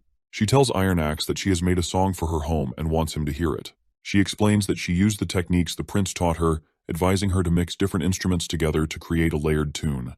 But the names were strange. She is sure that only the prince would come up with words like techno and heavy metal. Iron Axe just smirks, believing that the prince is naturally different, and in fact, he is the child of God. Echo then begins her singing, and as she sings, the atmosphere around her begins to shift. Since this song is directed at her home, the entire mood changes, and the scene starts to transform into a sand-filled landscape, even though it's the dead of winter. Once Echo stops singing, everything returns to normal. However, Iron Axe notices that the sand that appeared during her singing is still present on his hands. Later, he reports this to the prince, explaining that he saw the desert in Echo's voice, and even found specks of sand. He emphasizes that he didn't find them intentionally. He was completely immersed in the moment, and didn't even consider if what he saw was real. The prince is unsure of what to make of this, while Iron Axe continues to convince the prince that what he is saying is the truth. Although when she sang other songs, he did not see much, but the experience was surreal. The prince then presents the sand to Nightingale, asking if she can tell whether it is the product of magic. However, even Nightingale has no clue what is going on, as there is no trace of magic on the sand. But when she looks at Echo, she can see that her magic has solidified. Sister Echo seems glad to hear this happy news, while Nightingale reports that Echo's magic is like a blue jewel, as clear as water, and she is just as strong as Maggie. The prince then suggests that although sand is everywhere, Iron Axe wouldn't claw through the snow and dig some out to trick him. With that in mind, he wants to test her abilities himself and tells Echo to sing the tune she created for her homeland. As soon as she does, the entire building begins to echo with her sweet voice. After hearing her tone, Nightingale reports that she heard the sound of wind through the trees, and the temperature rose slightly. But the prince states that he didn't see a desert, which means perhaps her magic didn't work as expected. Iron Axe continues to insist that he indeed saw the desert. The prince then decides to conduct another test, telling Echo to just sing the song he taught her. Echo begins singing again, and it seems like the experience is different for everyone. For instance, the song Gorillas that Echo played makes Sylvie remember the fear she felt when she first saw a cannon fire. The prince has also started to figure out that a song becomes more significant if the audience has a personal memory related to it. Only then can they truly sink into the illusion it creates. Iron Axe relates to the southern region's culture and environment because he grew up there, and that's why he can feel the desert in Echo's song. Since the prince himself hasn't been there, he can't experience the same thing. However, the prince doesn't have the means to test the full extent of Echo's abilities for now, but he is very curious. He wonders if, when the audience is fully immersed, the illusion could actually become reality. He has high hopes for Echo's new ability. He sees the potential for her to motivate soldiers, calm crowds, and perform in the theater, using her magic to influence those around her in powerful ways. Her influence over emotions would be a priceless asset for our prince in the coming days. The scene transitions outside, where Renee delivers an announcement on behalf of the protector of the Western region, Roland Wimbledon, and the minister of Longsong Fortress, Petrov. Starting today, the Fortress City Hall will purchase any extra grain from citizens. However, beginning next month, all private sales of food will be considered a crime. Only the City Hall will be allowed to buy and sell grain. Anyone caught committing this crime will be severely punished, and anonymous reports will be rewarded with 25 silvers.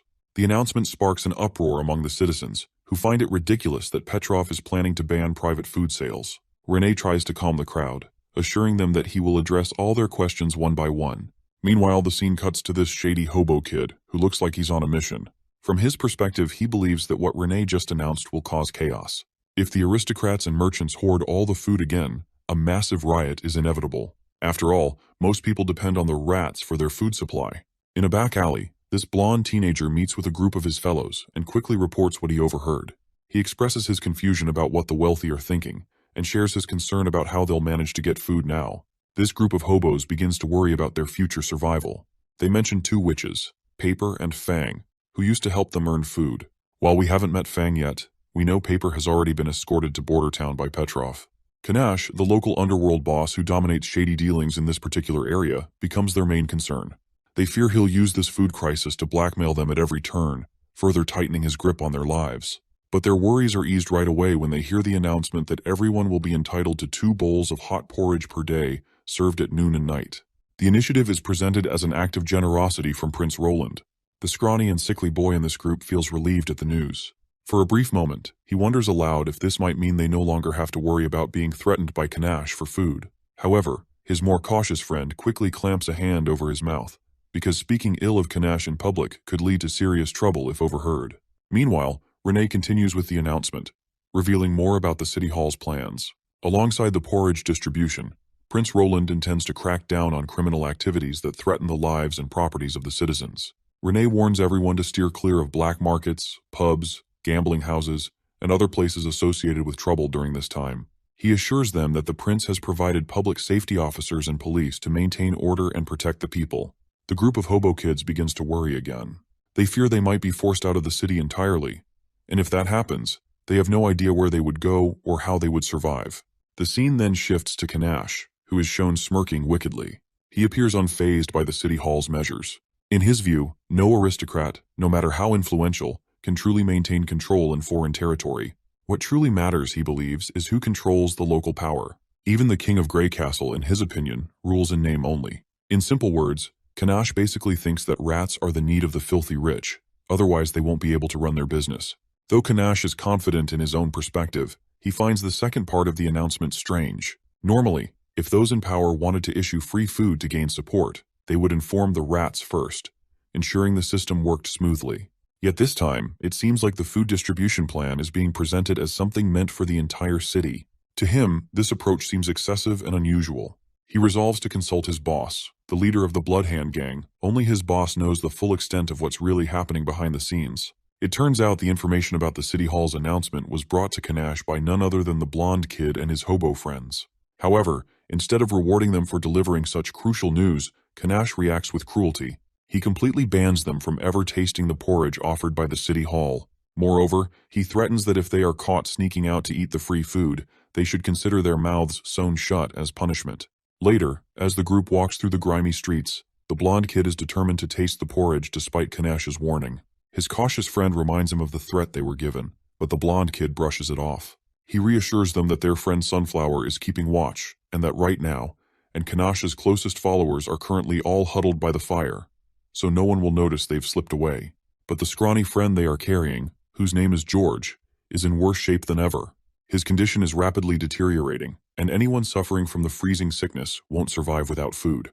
The black bread Kanash gave them is nowhere near enough to stave off hunger, and George needs something more, and a bowl of hot porridge might be the only thing that can give him a chance to survive. As they arrive at the city hall to receive the porridge, the blonde kid is actually surprised that food is actually being served. The line stretches long, and as they try to sneak into the front, one of the city hall officials warns them not to push or cut the line, or else they'll be disqualified from receiving food. The blonde kid insists that his friend is sick and urgently needs food to survive. George has been starving for days and is now suffering from the freezing sickness. City Hall Officer Wade quickly gestures to his fellow officer to take the sick boy and tells the other two kids that they can find their friend here once he has been cured. Instead of waiting in line for their share of porridge, the blonde kid decided to return to their camp. If they stay here, it would take at least half an hour to get the food, which could put Sunflower in danger. However, when they arrive, they find that their worst fears have already come true. She is already in danger. The filthy scumbags have strung her up with a rope around her neck. She's barely surviving, desperately balancing on her tiptoes on a short bench to avoid suffocating.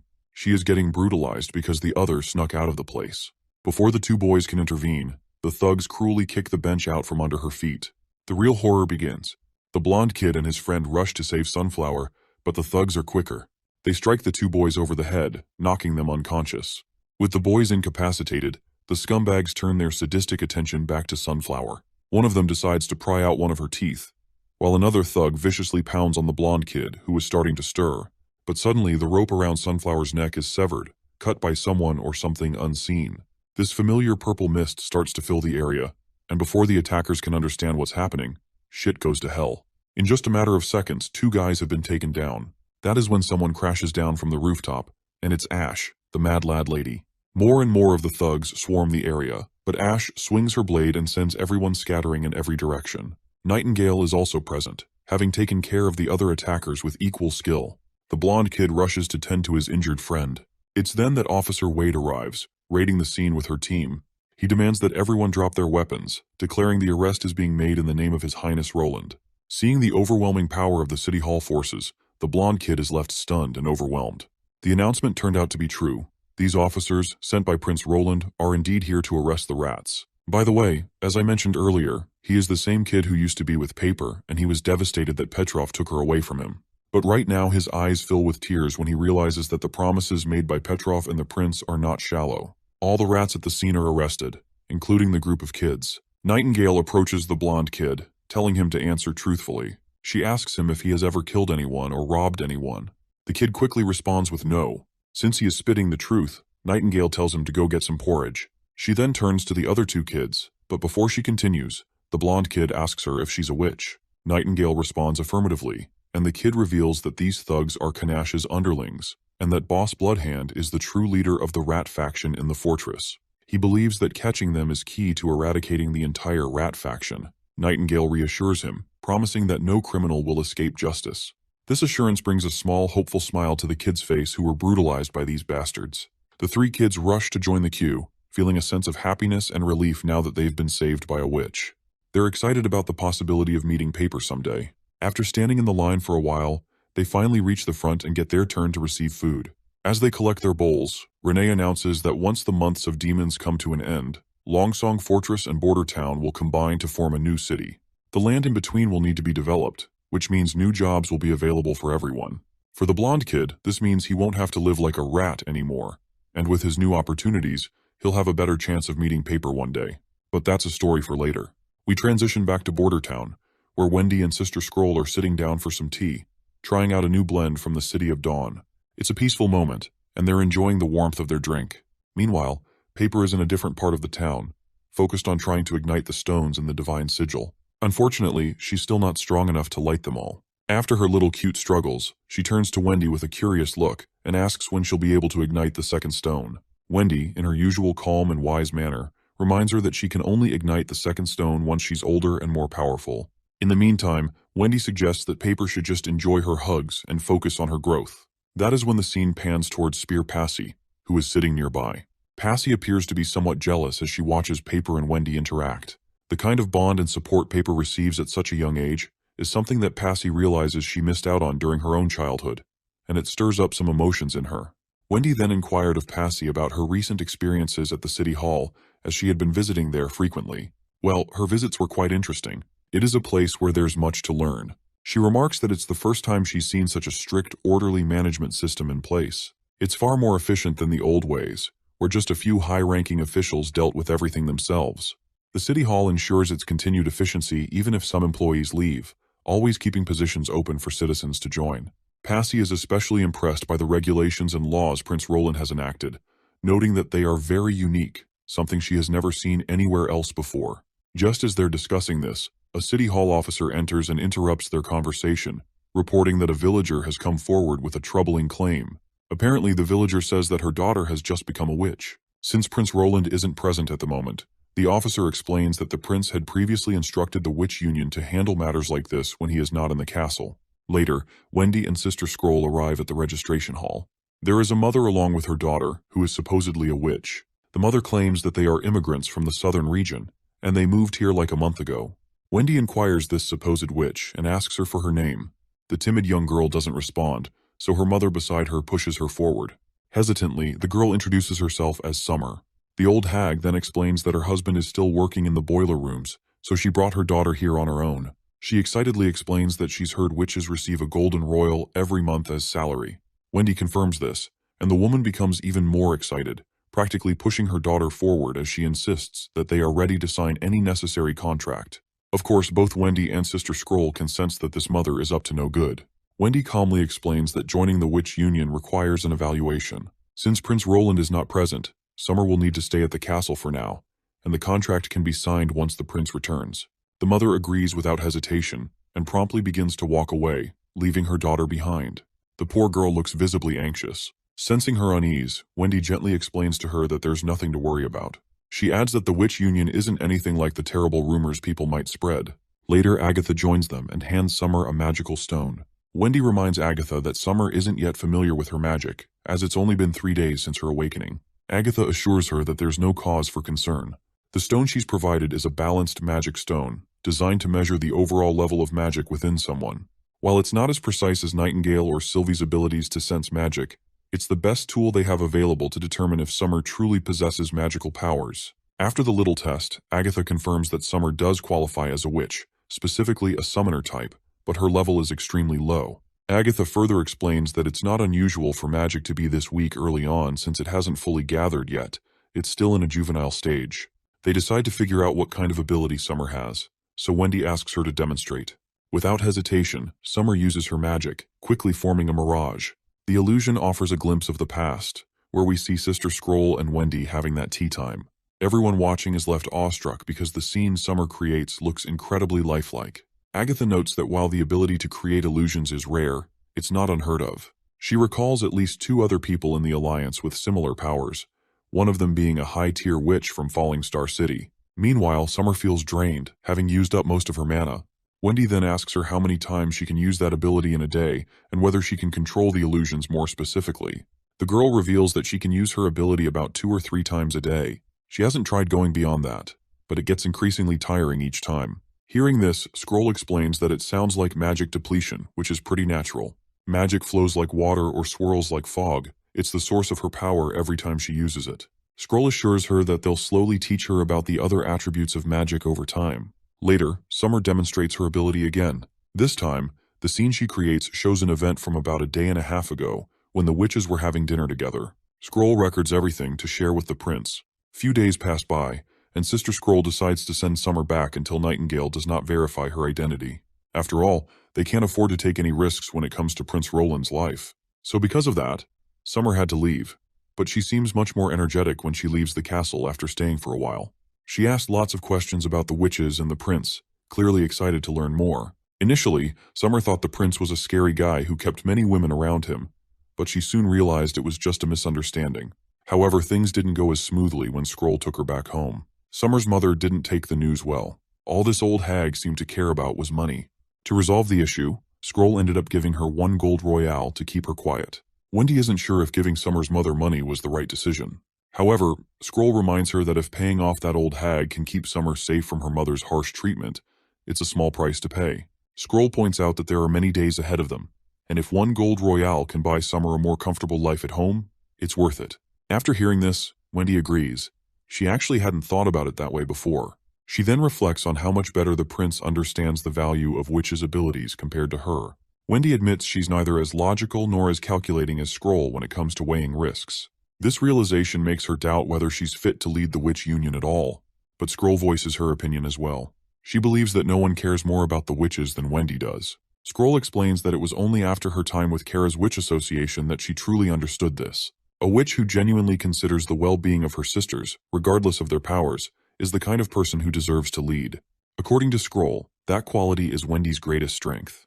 While the both ladies are having their conversation, they hear that the prince has returned, and a grand feast has been prepared to celebrate his arrival. The first thing the prince does is hold his most cherished waifu close to his heart. Of course, there are also the overly excited girls who rush in to hug him uninvited. The entire palace feels alive with joy, and the prince feels a deep sense of homecoming, finding solace in the warmth of these familiar smiles compared to the cold atmosphere of Longsong Fortress. Later, the prince makes his way to the library, with Anna quietly following him. He's pleased to see her there and quickly shows her the gift he brought back. It's a collection of historical records and legends, along with some secret lore about the Western region, which he retrieved from the Duke's office. Before he can finish explaining, Anna closes the distance, and they share a heartfelt kiss. For a while, they decide to just savor the moment together, letting the world fade away. The next day, Wendy reports to the prince about the newly awakened witch in Bordertown. After reading through the report, the prince agrees to take her in, and they decide she can sign a contract that very afternoon. After that, Wendy hesitantly brings up a matter that has been weighing on her. She admits that she doesn't feel capable of managing the witch union. In her view, Scroll is far more experienced and mature, making her a better candidate for leadership. The prince listens patiently, but already knows Wendy had shared this concern with Scroll. He also knows what Scroll's response was. He gently reminds Wendy of something important. Management techniques can be learned, but personalities are much harder to change. He points out that, aside from Maggie, she's the only one who truly adores all of the witches equally. Besides, the prince reminds Wendy that Scroll is already in charge of the education department, and her workload is only increasing. She wouldn't have enough time to focus on the new witches properly. He shares his vision of making the witch union self-sufficient, with minimal input needed from him. He wants the organization to be well-known and respected by everyone. To achieve this, he tasks Wendy with creating a proper management system to determine witch assignments. As for him, his role will focus only on guidance for evaluations and abilities. He also suggests that Wendy consult Miss Spear for specific advice on management. Additionally, she's free to recruit assistants or city hall workers to help her with administrative tasks. Wendy acknowledges her role with a little dose of confidence and decides to leave to start working on the system. Now that Roland is done with his paperwork, he decides to sort the books he had been working on yesterday. While doing so, he reflects on his romantic moment with Anna from the previous day. He notices how she's become more openly affectionate with him lately, a change that's impossible to miss. Feeling moved by her affection, Roland resolves to reciprocate her feelings more actively, deciding to take the initiative with her moving forward. As Roland sorts through the books, Nightingale suggests him not to keep Anna waiting. With those words, she disappears. Her words leave the prince with a lot to think about. He wonders if the best approach is simply to follow the social rules of his old world, to avoid hurting Nightingale and Anna any more than he already has. Just then, Summer arrives in front of the prince after passing Nightingale's test. Since the prince has already heard about her from Wendy, he hands over the contract papers. Summer quickly grabs the pen to scribble her name, but then hesitates. She gets embarrassed as she admits that she doesn't know how to write. The prince reassures her that there's nothing to be embarrassed about. He suggests she just press her fingerprint instead, which she does. Once done, Summer asks the prince why he decided to take her in, especially since she feels her ability is practically useless. The prince smiles and assures her that her ability is far from useless. In fact, it's something that any detective would dream of. Solving mysteries or crimes will be a piece of cake for her, and she'll come to understand that soon enough. He adds that, starting today, he assigns Nightingale as her boss to guide her. The scene transitions to somewhere in Border Town, in the room of the performer's crew. Here we meet Ferland's wife, Eileen, and Miss May, the star of the West and the object of Knight Carter's affections. Miss May appears to be getting ready for a trip to the fortress. She's double-checking her bag to ensure she has everything she needs. Eileen suggests she pack an extra set of pillows, blankets, and sheets, but Miss May brushes it off, saying she doesn't really need them. Carter has also promised to buy her new clothes at the market. Apparently, the new stocks in the market come from raids on the 4 great families. While Eileen is delighted at the idea of getting high-quality fabric, Miss May feels proud knowing that the set Carter plans to buy is supposed to cost 5 gold royals. Hearing this, the people in the background are awestruck. For them, that amount is like 2 years' salary. But then again, it's not entirely surprising after all. Miss May used to perform in the capital, and her fame as the star of the West precedes her. As they continue chatting, Miss May asks Eileen about recent events, specifically recalling that Sir Eltec, Ferland's father, had come to Border Town recently. She's curious about how he's doing. Eileen quickly explains that the bulletin announced the prince had cracked down on all illegal activities in the fortress. The Maple Leaf, Leaping Wolf, and Wild Rose's families have been dismantled, and the Eltec family was dragged into the aftermath as well. Most of their troubles stemmed from Ferland's brother, Miso. Miso had been arrested by Prince Roland's soldiers after the failed rebellion. Since he hadn't harmed anyone and voluntarily surrendered, he was only sentenced to 10 years of labor. However, once he chose to rebel, he was no longer considered part of the family. In the end, Sir Eltec still wanted Ferland to be the heir. He believed the family could be great again in Ferland's hands. But Ferland just wanted to become a knight, and Eileen supports him no matter what decision he makes. At that moment, Knight Carter unexpectedly shows up, leaving everyone a bit surprised since they weren't expecting him today. He explains that the prince had given him permission to leave early. He then presents a gift he bought for Miss May, which lightens the mood of everyone in the room. The side characters quickly catch on to the situation, so they excuse that they have work to do and eventually leave, giving the sweet couple some much-needed time alone. And as for the last time, I skipped over their relationship moment where they were all lovey-dovey and you guys grilled me hard for it. I did that because I know not everyone wants to stall the story. I've even seen people criticize me for throwing in a joke here and there, so I've been avoiding it. Honestly, no matter what you do, you can't please everyone. Carter apparently has brought new clothes for Miss May, and he specifically asked the prince to design them for him. Carter had told the prince about their upcoming engagement, and so the prince quickly suggested a type of clothing that would be perfect for a wedding. However, it was also quite difficult to make. To get it done, the prince hired Miss Soraya and had to use ice cream bread as the payment. Carter gave Miss May some time to wear the outfit. Later, he entered into the room back once she was ready. She looked absolutely stunning. This left Carter blushing so hard his cheeks turned as red as tomatoes, and everything felt so sparkling and fresh, like spring had already arrived. Carter then recalls that the prince had promised they could create a new type of wedding ceremony after the months of demons. He was really looking forward to that special day. The scene transitions to a conference room where representatives from every department have gathered for a meeting. The prince begins by explaining his plans to build a new city in the western region. Holding up a book titled Basic Kingdom Laws, he declares that everything written in it will serve as the foundation for this new city. The laws and systems outlined in the book will be implemented to ensure proper structure and order. He encourages everyone to read the book and freely ask questions or voice any doubts they might have. To get things started, he instructs Barov to read it aloud for everyone. Barov picks up the book and decides to begin with the abstract, which summarizes the proposed structure and organization of the new city. Barov begins reading aloud the key points of the Basic Kingdom Laws.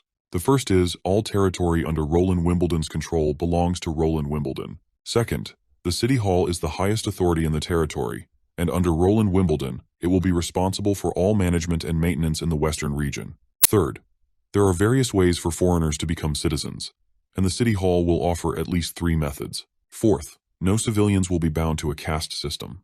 There will be no more slaves, servants, or serfs. Men and women will be equal, and civilians will be protected by law, with rights to protections and benefits through taxes. Fifth, aristocrats will be on the same level as any other citizen.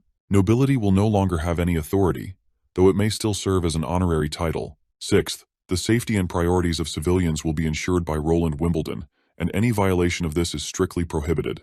7th, the territory will support legal businesses and a free market. Civilians will have inalienable rights to education, careers, and marriage. 8th, the new flag will be based on the towers and spears of the Grey Castle Royal Crest. It will feature a large 5-pointed star above the tower and 3 smaller stars below. The large star symbolizes Roland Wimbledon, while the smaller stars represent the City Hall, the military, and the Witch Union. 9th and the most critical point. The territory's name will be Neverwinter City. The months of demons finally come to an end, marking a day of grand celebration for the entire town. Prince Roland addresses the citizens, expressing his pride in their collective efforts. He emphasizes that the victory belongs to everyone who has contributed to the growth and defense of Bordertown, regardless of where they come from. This success stands as a testament to their unity, resilience, and hard work. He reminds them that the threat of evil still lingers and will inevitably return. However, with their combined strength, victory will always be within their grasp. He encourages the townsfolk to embrace the moment and calls for everyone to celebrate their achievements and look forward with determination. The festivities include an elaborate stage show and a grand feast for all. The townspeople enjoy free meals, and for many, the abundance of meat is an extraordinary treat. The joyful atmosphere underscores their shared triumph and the bonds that hold the community together. As night falls, the focus shifts to the castle courtyard, where the witches hold a private celebration away from the townsfolk. However, not everyone is feeling these party vibes. Agatha, in particular, finds the festivities misplaced. She sees them as a distraction, convinced that preparation for the inevitable return of the devils is far more critical than celebrating. Prince Roland notices her unease and takes a moment to address her concerns. He tries to reassure her that one day of rest and celebration will not undermine their readiness for future battles. Offering her a glass of wine, he gently encourages her to relax and join the others, reminding her that victories, no matter how small, are worth acknowledging. As much as Agatha resists the idea of celebration, she reluctantly grabs the glass of fine wine from Prince's hand. Despite her stern outward mood, she allows herself to partake in the moment. The mood lightens further when Wendy unveils the highlight of the event, the giant cake especially produced for this very occasion. After the arrival of the cake, laughter and joy fill the courtyard as everyone indulges in the rare luxury. It becomes a night to remember, a heartfelt celebration of their shared efforts. After the festivities wind down, Prince Roland retreats to his room, only to find Anna waiting for him in the corridor outside. Prince then reveals a special gift he has prepared for Anna, which is a sigil crafted with 2 magical stones. One is a pathfinding stone, and the other a waypoint stone. When combined with magic, the sigil becomes a tracking device, allowing Anna to find him no matter where he is. With nervousness and sincerity plastered all over his face, Roland finally confesses his feelings and proposes marriage. Well, ladies and gentlemen, the moment we've all been waiting for has finally arrived. As for Anna, she's overwhelmed with emotions. She had dreamed of this day for so long, and now that it's a reality, tears stream down her face. It goes without saying that she says yes and reciprocates his feelings. In the quiet of the night, they spend some intimate time together, but since we don't need to get age-restricted, we'll skip ahead to the next morning. The prince wakes up, clearly disoriented. He's alone in his room and has no idea where Anna went. For a moment, he wonders if what happened last night was just a dream, but when he spots Anna's hair over the bed, he's convinced it was real. He quickly rolls over onto the blankets, hoping to catch her scent, but just as he starts to get a little creepy, Anna appears behind him. She scares him as she brings in some food. After setting the breakfast down, she tells him to eat well to regain his strength. But the prince insists on taking a few more days off for some extra fun. Anna shuts that idea down quickly. Like Agatha, she reminds him that they still have to fight the devils. Soraya and Agatha are working hard for this very reason, and she doesn't want to fall behind. Later, Princess Tilly comes to visit the prince. Seeing how cheerful he looks, she can't help but tease him, thinking he must have had a pleasant dream to be so happy. However, she quickly moves on to the real reason for her visit. Sadly, she is here to say farewell because it's finally time for her to return to Slumber Island. She has stayed here long enough and has kept in touch with the island only through letters. Now that the months of demons are over, her mission is complete. The prince suggests that she consider moving to Western Region instead. With the large expanse of land on the southern bank of the Redwater River, there's more than enough space to house all her witches. But Tilly reminds him that they've already discussed this, and her decision to return to Slumber Island hasn't changed. Despite this, the prince asks her to stay at least another week. He wants time to prepare something for her and the witches, a collection of books, study guides, and practice problems to help improve their learning and save them time. He also suggests she take some revolvers for protection in case they run into enemies wielding stones of divine judgment. He promises to send her steam engines as well. explaining they'll be useful for everything from irrigation to desalination. But the biggest reason he wants her to stay is so she can witness the grand opening of Neverwinter City with him. He hopes she can be there for the creation of the city, something he's been waiting to share with her. Later, Wendy comes across Nightingale sitting in a quiet corner, looking completely dejected. It's clear she hasn't slept at all. The expression on Nightingale's face is so full of devastation that it reminds Wendy of the day they first met. The cause of Nightingale's heartbreak is quite evident. It's troubling her that the prince is now finally with Anna. What makes it even harder to bear is that Nightingale herself had encouraged the prince to take that step. Although she insists she was prepared for this and always knew it was inevitable, the weight of reality has hit her harder than she expected. Wendy feels deeply concerned for her friend. Nightingale's broken state reminds her of the past, of the times when they had faced so much together. Nightingale had always been so brave, fighting countless battles without flinching and never showing fear, not even before Kara, as terrifying as she was. Yet now, this pain has completely shattered her. Wendy knows her friend needs comfort more than anything. She gently urges Nightingale to cry as much as she needs, letting her release the pain she's been holding in. Wendy then reflects on their shared reality. They have nowhere else to go and no one else to turn to. Staying by the prince's side is their only option, even if it comes with its challenges. Wendy reflects aloud that while everyone can enjoy the warmth of the sun, the closer you get, the more you risk being burned. It's a bitter truth they both must live with, but she promises to stay by Nightingale's side, offering whatever support she can. Wendy urges Nightingale to give up and move on, reminding her that she already has her sisters to support her. But Nightingale refuses, making it clear that she won't let the prince go so easily. No matter what, she is determined to protect him until the very end. This is her decision, and she won't back down. As spring blooms in full swing, people gather to celebrate the wedding of Miss May and the prince's knight, Carter. The couple looks stunning in their outfits, radiating joy as they make their way to the beautiful gazebo. Once they arrive, Bravo officiates the ceremony and prompts them to exchange rings. When they do, the moment becomes electric with emotion, and the crowd erupts in happiness. Carter, however, hesitates when it's time for the kiss, his nervousness causing him to tremble as he inches closer to Miss May. But Miss May takes the lead, and leaps forward to kiss him and save him from further awkwardness. Among them, Soraya busily paints each scene, determined to immortalize the memory through her art. After the ceremony, the prince offers his congratulations and announces a small but thoughtful gift. 2 days of vacation for Carter. He assures him that he'll take care of any pressing work so Carter and May can enjoy their time together.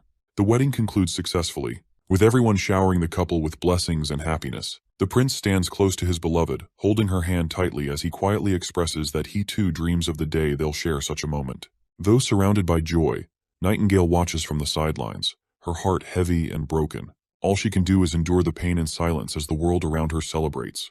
The scene transitions to a few days later. While the prince is busy shaving his beard, Baroff reports that the messenger pigeon has been sent to Longsong Fortress and is expected to arrive at their castle within half an hour. The prince inquires about the preparations for the upcoming event. Baroff informs him that everything was completed yesterday afternoon, and the venue is large enough to accommodate everyone in town. Apparently, this event is no ordinary gathering. The prince plans to announce the establishment of a new city. To emphasize the significance of this milestone and how it will affect the citizens of both sides, the announcement will be coordinated with Longsong Fortress. Both locations will deliver the news simultaneously, highlighting their unity and shared progress. The prince expresses hope that Petrov will receive the letter promptly. As expected, the messenger pigeon eventually reaches Longsong Fortress, delivering the message to Petrov. With everything in place, the simultaneous announcements begin in both Longsong Fortress and Bordertown. The prince steps forward and formally greets the gathered crowd. He begins by expressing his belief that everyone present understands the significance of today's event. The small town, built on the slopes of the northern mines, will soon transform into a real city. He reflects on the past, reminding everyone of the annual nightmare that the months of demons once brought to Bordertown. However, they proved that they could stand their ground. He recounts their triumphs over their enemies. Osmond Ryan, who sought to disrupt the peace of the western region and met his downfall. The Church, which tried to oppress witches and enslave the people but was ultimately banished. And even Timothy Wimbledon, whose schemes failed to defeat him. The prince points out that Timothy set the southern and eastern regions ablaze, yet Bordertown remained unharmed, a living proof to their strength and resilience. He also speaks of the new king's atrocities, such as the sacking of Golden Wheat City, and the knights who acted no better than bandits. But the prince promises that such tragedies will no longer happen. This new city they are building represents their unity and strength. As long as the people stand together, no enemy will dare step foot in their lands. The prince vows to make their enemies pay for their wrongdoings. With pride and conviction, the prince announces that this place will become the new capital of Grey Castle. A new kingdom will be born here, one that will thrive even in the harshest winters. He assures the crowd that this city, no matter the season, will remain as warm and vibrant as spring. Finally, he declares that starting today, Border Town and Longsong Fortress will unite as one, Neverwinter City. The crowd erupts in cheers, their voices echoing across the square as they wave the flags of their new city high in the air. Princess Tilly is also present in the ceremony, witnessing the grand inauguration. She feels a deep certainty that the spark the prince has ignited today will one day grow into a roaring flame, spreading across the entire continent and reshaping its future. The scene shifts to the filthy witch, Zero. She's apparently been learning all about the prince's exploits so far. Against all odds, he escaped the royal decree for the throne, managed to defend himself against his better-prepared siblings, and even came out on top. It's all pretty intriguing to her. Zero also learns from the fourth prince's memories that she tried to kill him by poisoning his food. The poison was colorless and odorless, definitely fatal, but it didn't affect him at all. His leadership has drastically changed since then. He's won the favor of all his citizens and has even transformed the western region on his own. If he weren't the fourth prince, she wonders what he could have become. This is all getting pretty interesting, and she's absolutely looking forward to acquiring Prince Roland. She wants to absorb him, make him part of the church, just as it should be. That's when Isabella shows up. When Zero asks how her meetings went, Isabella mentions that she had a hard time befuddling those old men again, plus one geezer and two lunatics. Zero reminds her that it's not just about befuddling them. This connects to the church's entire lower system. Witches may be the core of the church, but they can't gather all the resources they need without the mortals helping them achieve their final objective. Isabella finally relents but says that, according to the others, it'll take until the second month of summer to move the resources needed for an attack from dawn to Grey Castle. She then reveals, rather disappointedly, that they have only about 400,000 pills left in their warehouse. On top of that, Isabella isn't sure if it's a good idea to let mortals fight the devils. They're talking about millions of people, and using the pills would quickly deplete Hermes' entire stock. She worries the church might not even win. Once mortals take the pills, their value only lasts a day. They're useless if they don't take enough, but they die faster if they take more. Zero feels a little disappointed that Isabella doesn't seem to understand her point. She explains that she never intended to use their berserker army to defend Hermes. The final battle, she says, will most likely take place at the ruins of Tequila. When Isabella questions whether Zero is planning to attack first, Zero reveals her reasoning that time is their most precious resource. She never thought sweeping all the devils at once was possible. It's simply unrealistic. The divine texts mention that when the underworld gate opens during the red moon, the devils will build a towering black structure. However, this tower isn't built, it grows. The material used for this construction was only referenced in the readings of the Alliance's third seat, and the expansion of devil territory requires these towers to produce red mist. Past towers have always been built in locations rich in stones of divine judgment. An enormous monster lives beneath each tower, its body even thicker than Tequila itself. This monster digests the stones of divine judgment, turning them into black crystals that diffuse red mist. Isabella finds it disgusting, while Zero points out that she doesn't know how long it takes to digest the stones, but it definitely doesn't happen overnight. During this time, the devils can't build their tower here. They can only ship it from their homeland. Zero wants to carve a bloody path through the devils with the Berserker army, and then kill the buried monster with the Divine Judgment army. And if they're lucky, they might gain another 4 centuries of time. You see, the Berserker army just can't replace the Divine Judgment army. The drug they use also affects the mortal's consciousness, but it won't touch their emotions. Against a truly terrifying enemy, they'll still feel fear, or even retreat. A broken army of millions will leave them defenseless. Of course, it won't be that easy. The Berserker army will mostly be the lower followers of the church, but they'll be led by Divine Judgment soldiers. Unifying the kingdom is the only way to gain that many followers. Zero knows she has to gamble with humanity's fate and gather as many chips as possible. She tells Isabella not to fear the battle, because it's the unexpected rewards that are the sweetest. Their intelligence, bravery, belief, and sacrifice will determine their future, and this is what God wants to see, because the weak will never earn his smile.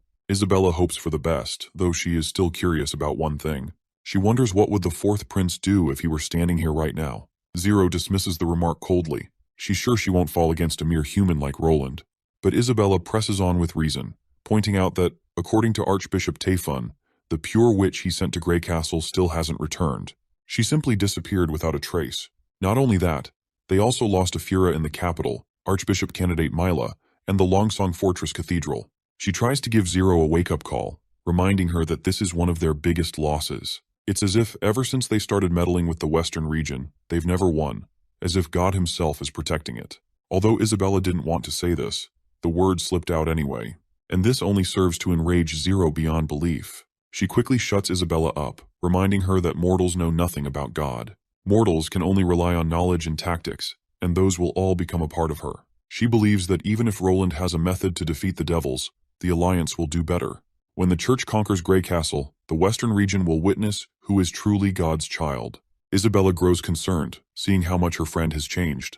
Zero is beginning to resemble the Pope in some ways. On the other hand, Zero is still shaken by the unsettling thought that Roland might actually be under some form of protection by the gods. As Isabella leaves the room, Zero reflects on how, no matter who the Pope is or who came up with the idea, anyone who enters the prayer room will drastically change. The highest level in the temple is the closest to God. She then walks into the temple, and after standing beneath the gazebo, she reveals that this is the only place where she can witness God's messages. She clasps her hands and begins her prayers.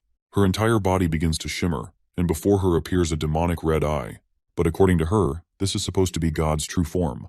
The magic surrounding this supposed God is larger than the ocean, and its brilliance is brighter than the sun.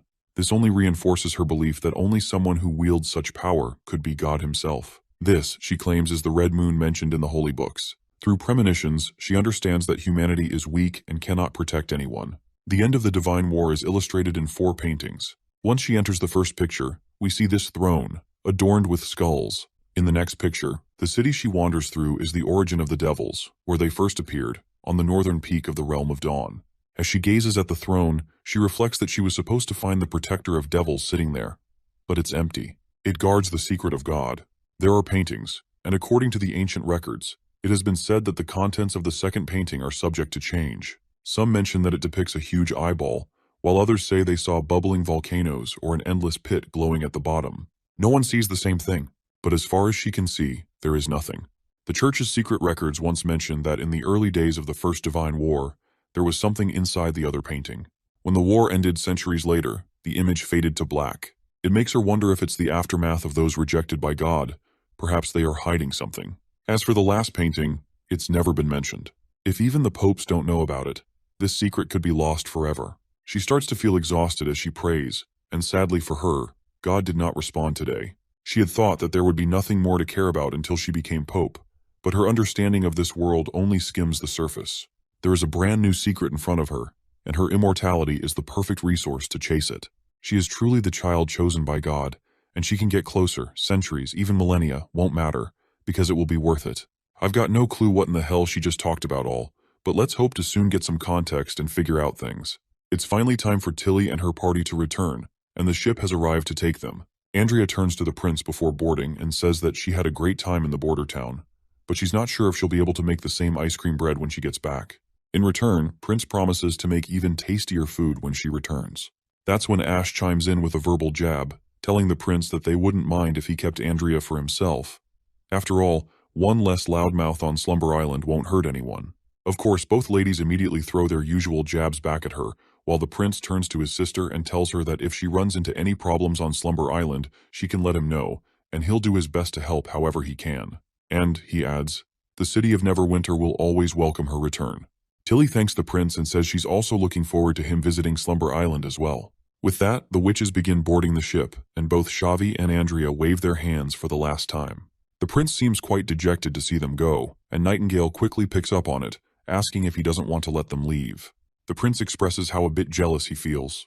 There are over 300 witches living on Slumber Island, and he wishes they could all move to the western region. But they shake off the gloomy thoughts and decide to move forward. On a sunny day in the Neverwinter, we meet the prince and Nightingale inside the office. Nightingale reports that the fortress rats are scuttling around again, which could push things out of control. The prince had expected this. Eradicating the rats will be a long process, with occasional surges, but as long as pressure is maintained while offering them better ways to live, they'll eventually disappear. That's the reason Petrov had mentioned he hoped the prince could provide help with skills and labor. Nightingale then asks if he intends to send her, as she doesn't seem too keen on leaving him alone behind. The prince reminds her that she is in charge of the security department, and she'll need to frequently travel between locations to oversee various jobs. But Nightingale worries that their enemies might send a witch assassin, and in that case, only she can protect him. The prince believes she's just overthinking, but Nightingale stubbornly sticks to her guns. No matter what he says, even Wendy and Scroll will stand by her side. That's when the prince reveals that he's going with her too. This finally calms Nightingale down, and the prince adds that she should bring Summer along as well, so she can learn how to use her abilities in practice. He also tells her to bring Sylvie and Soraya as they'll need to investigate the fortress mines and create an identification system. With that, the prince leaves Neverwinter with a select group of witches. Once they arrive, Petrov reports that they have a bigger issue at hand than the usual robberies and small crimes. There have been incidents that are more public, and they're happening against the police force the prince had deployed. According to Officer Wade, this should be called the Northern Outer District serial killer case. Renee further reveals that, starting 3 days ago, a civilian has been murdered every night.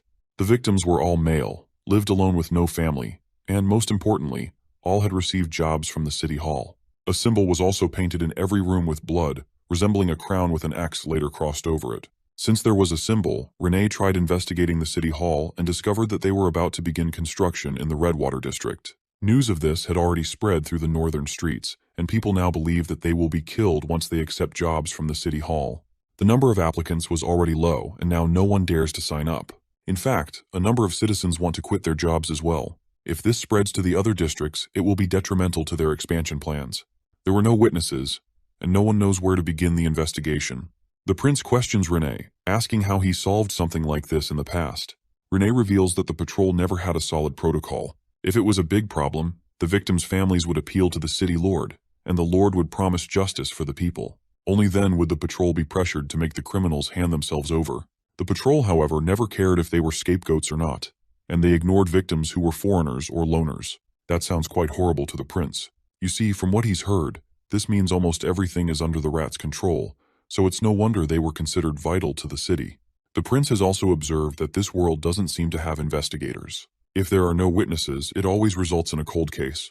The prince quickly gives Petrov good news, telling him that the Department of Security will handle the case tomorrow. All he wants from Renee and Petrov is their cooperation. Nightingale then asks about his plans for this, to which the prince explains that he's not going to be directly involved. He needs to supervise the aristocrats on building the second city hall. The sooner he can finish that, the sooner Soraya can start making the ID cards. So the case is up to her now. He tells her that she will be in charge of the Department of Security and needs to decide how to crack the case.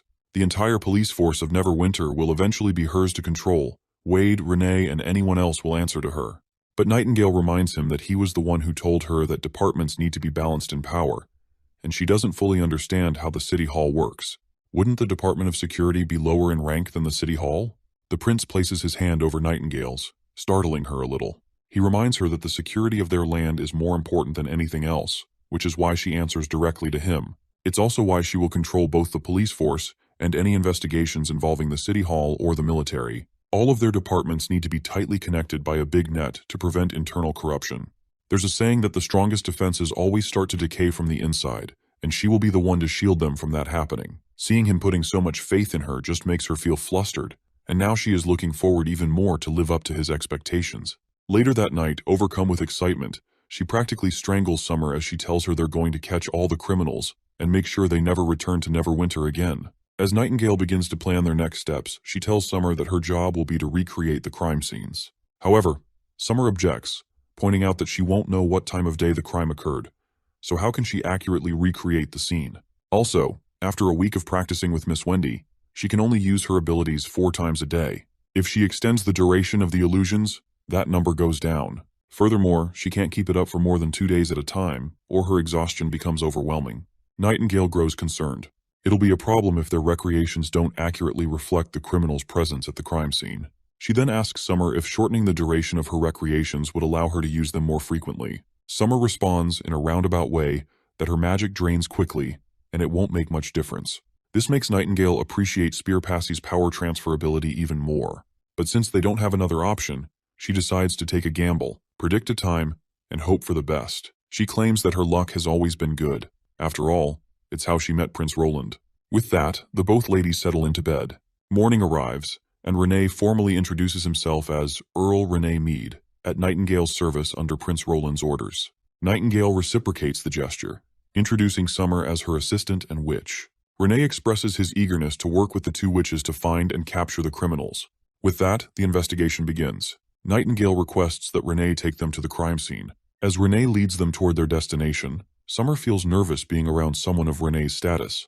Nightingale reassures her that in Prince Roland's territory, titles don't carry much weight. She should not be afraid, as Renee would not belittle her. Moreover, the Department of Security is more important than the City Hall, making them his superior. As they walk, Renee shares that there was another victim last night, this time at the intersection between North and West Street. This marks the fourth murder, with each location being different. The killer appears to understand that staying in one area would be risky, especially now that the rats are no longer present. Once they enter the restricted crime scene, Summer is horrified by the sight of the old man's body brutally killed and lying on the ground. She trembles, feeling sick, and Renee suggests she step outside for some fresh air. Nightingale asks Renee when the body was discovered. Renee explains that it was this morning, when civilians came to fetch water. They found the corpse and noticed the door was left open, almost as if the killer wanted to make sure everyone saw it. In the past, it might have taken 2 or 3 days to report. But thanks to the City Hall offering rewards for information, someone immediately reported it. The victim's name is Pickaxe, a free citizen with no known ties to anyone or anything, which underscores that he might have been a rat in a past life. Nightingale then inquires if anyone saw him the previous night. Renee confirms that he asked around, but no one saw anything, and no one heard anything either. After thinking it over, Nightingale concludes that killing an adult like this would have made noise. Pickaxe didn't die immediately from a slit throat. He must have struggled or at least thumped against the floor, making a significant sound. She then questions whether the witnesses could have lied. Renee doesn't believe that's likely.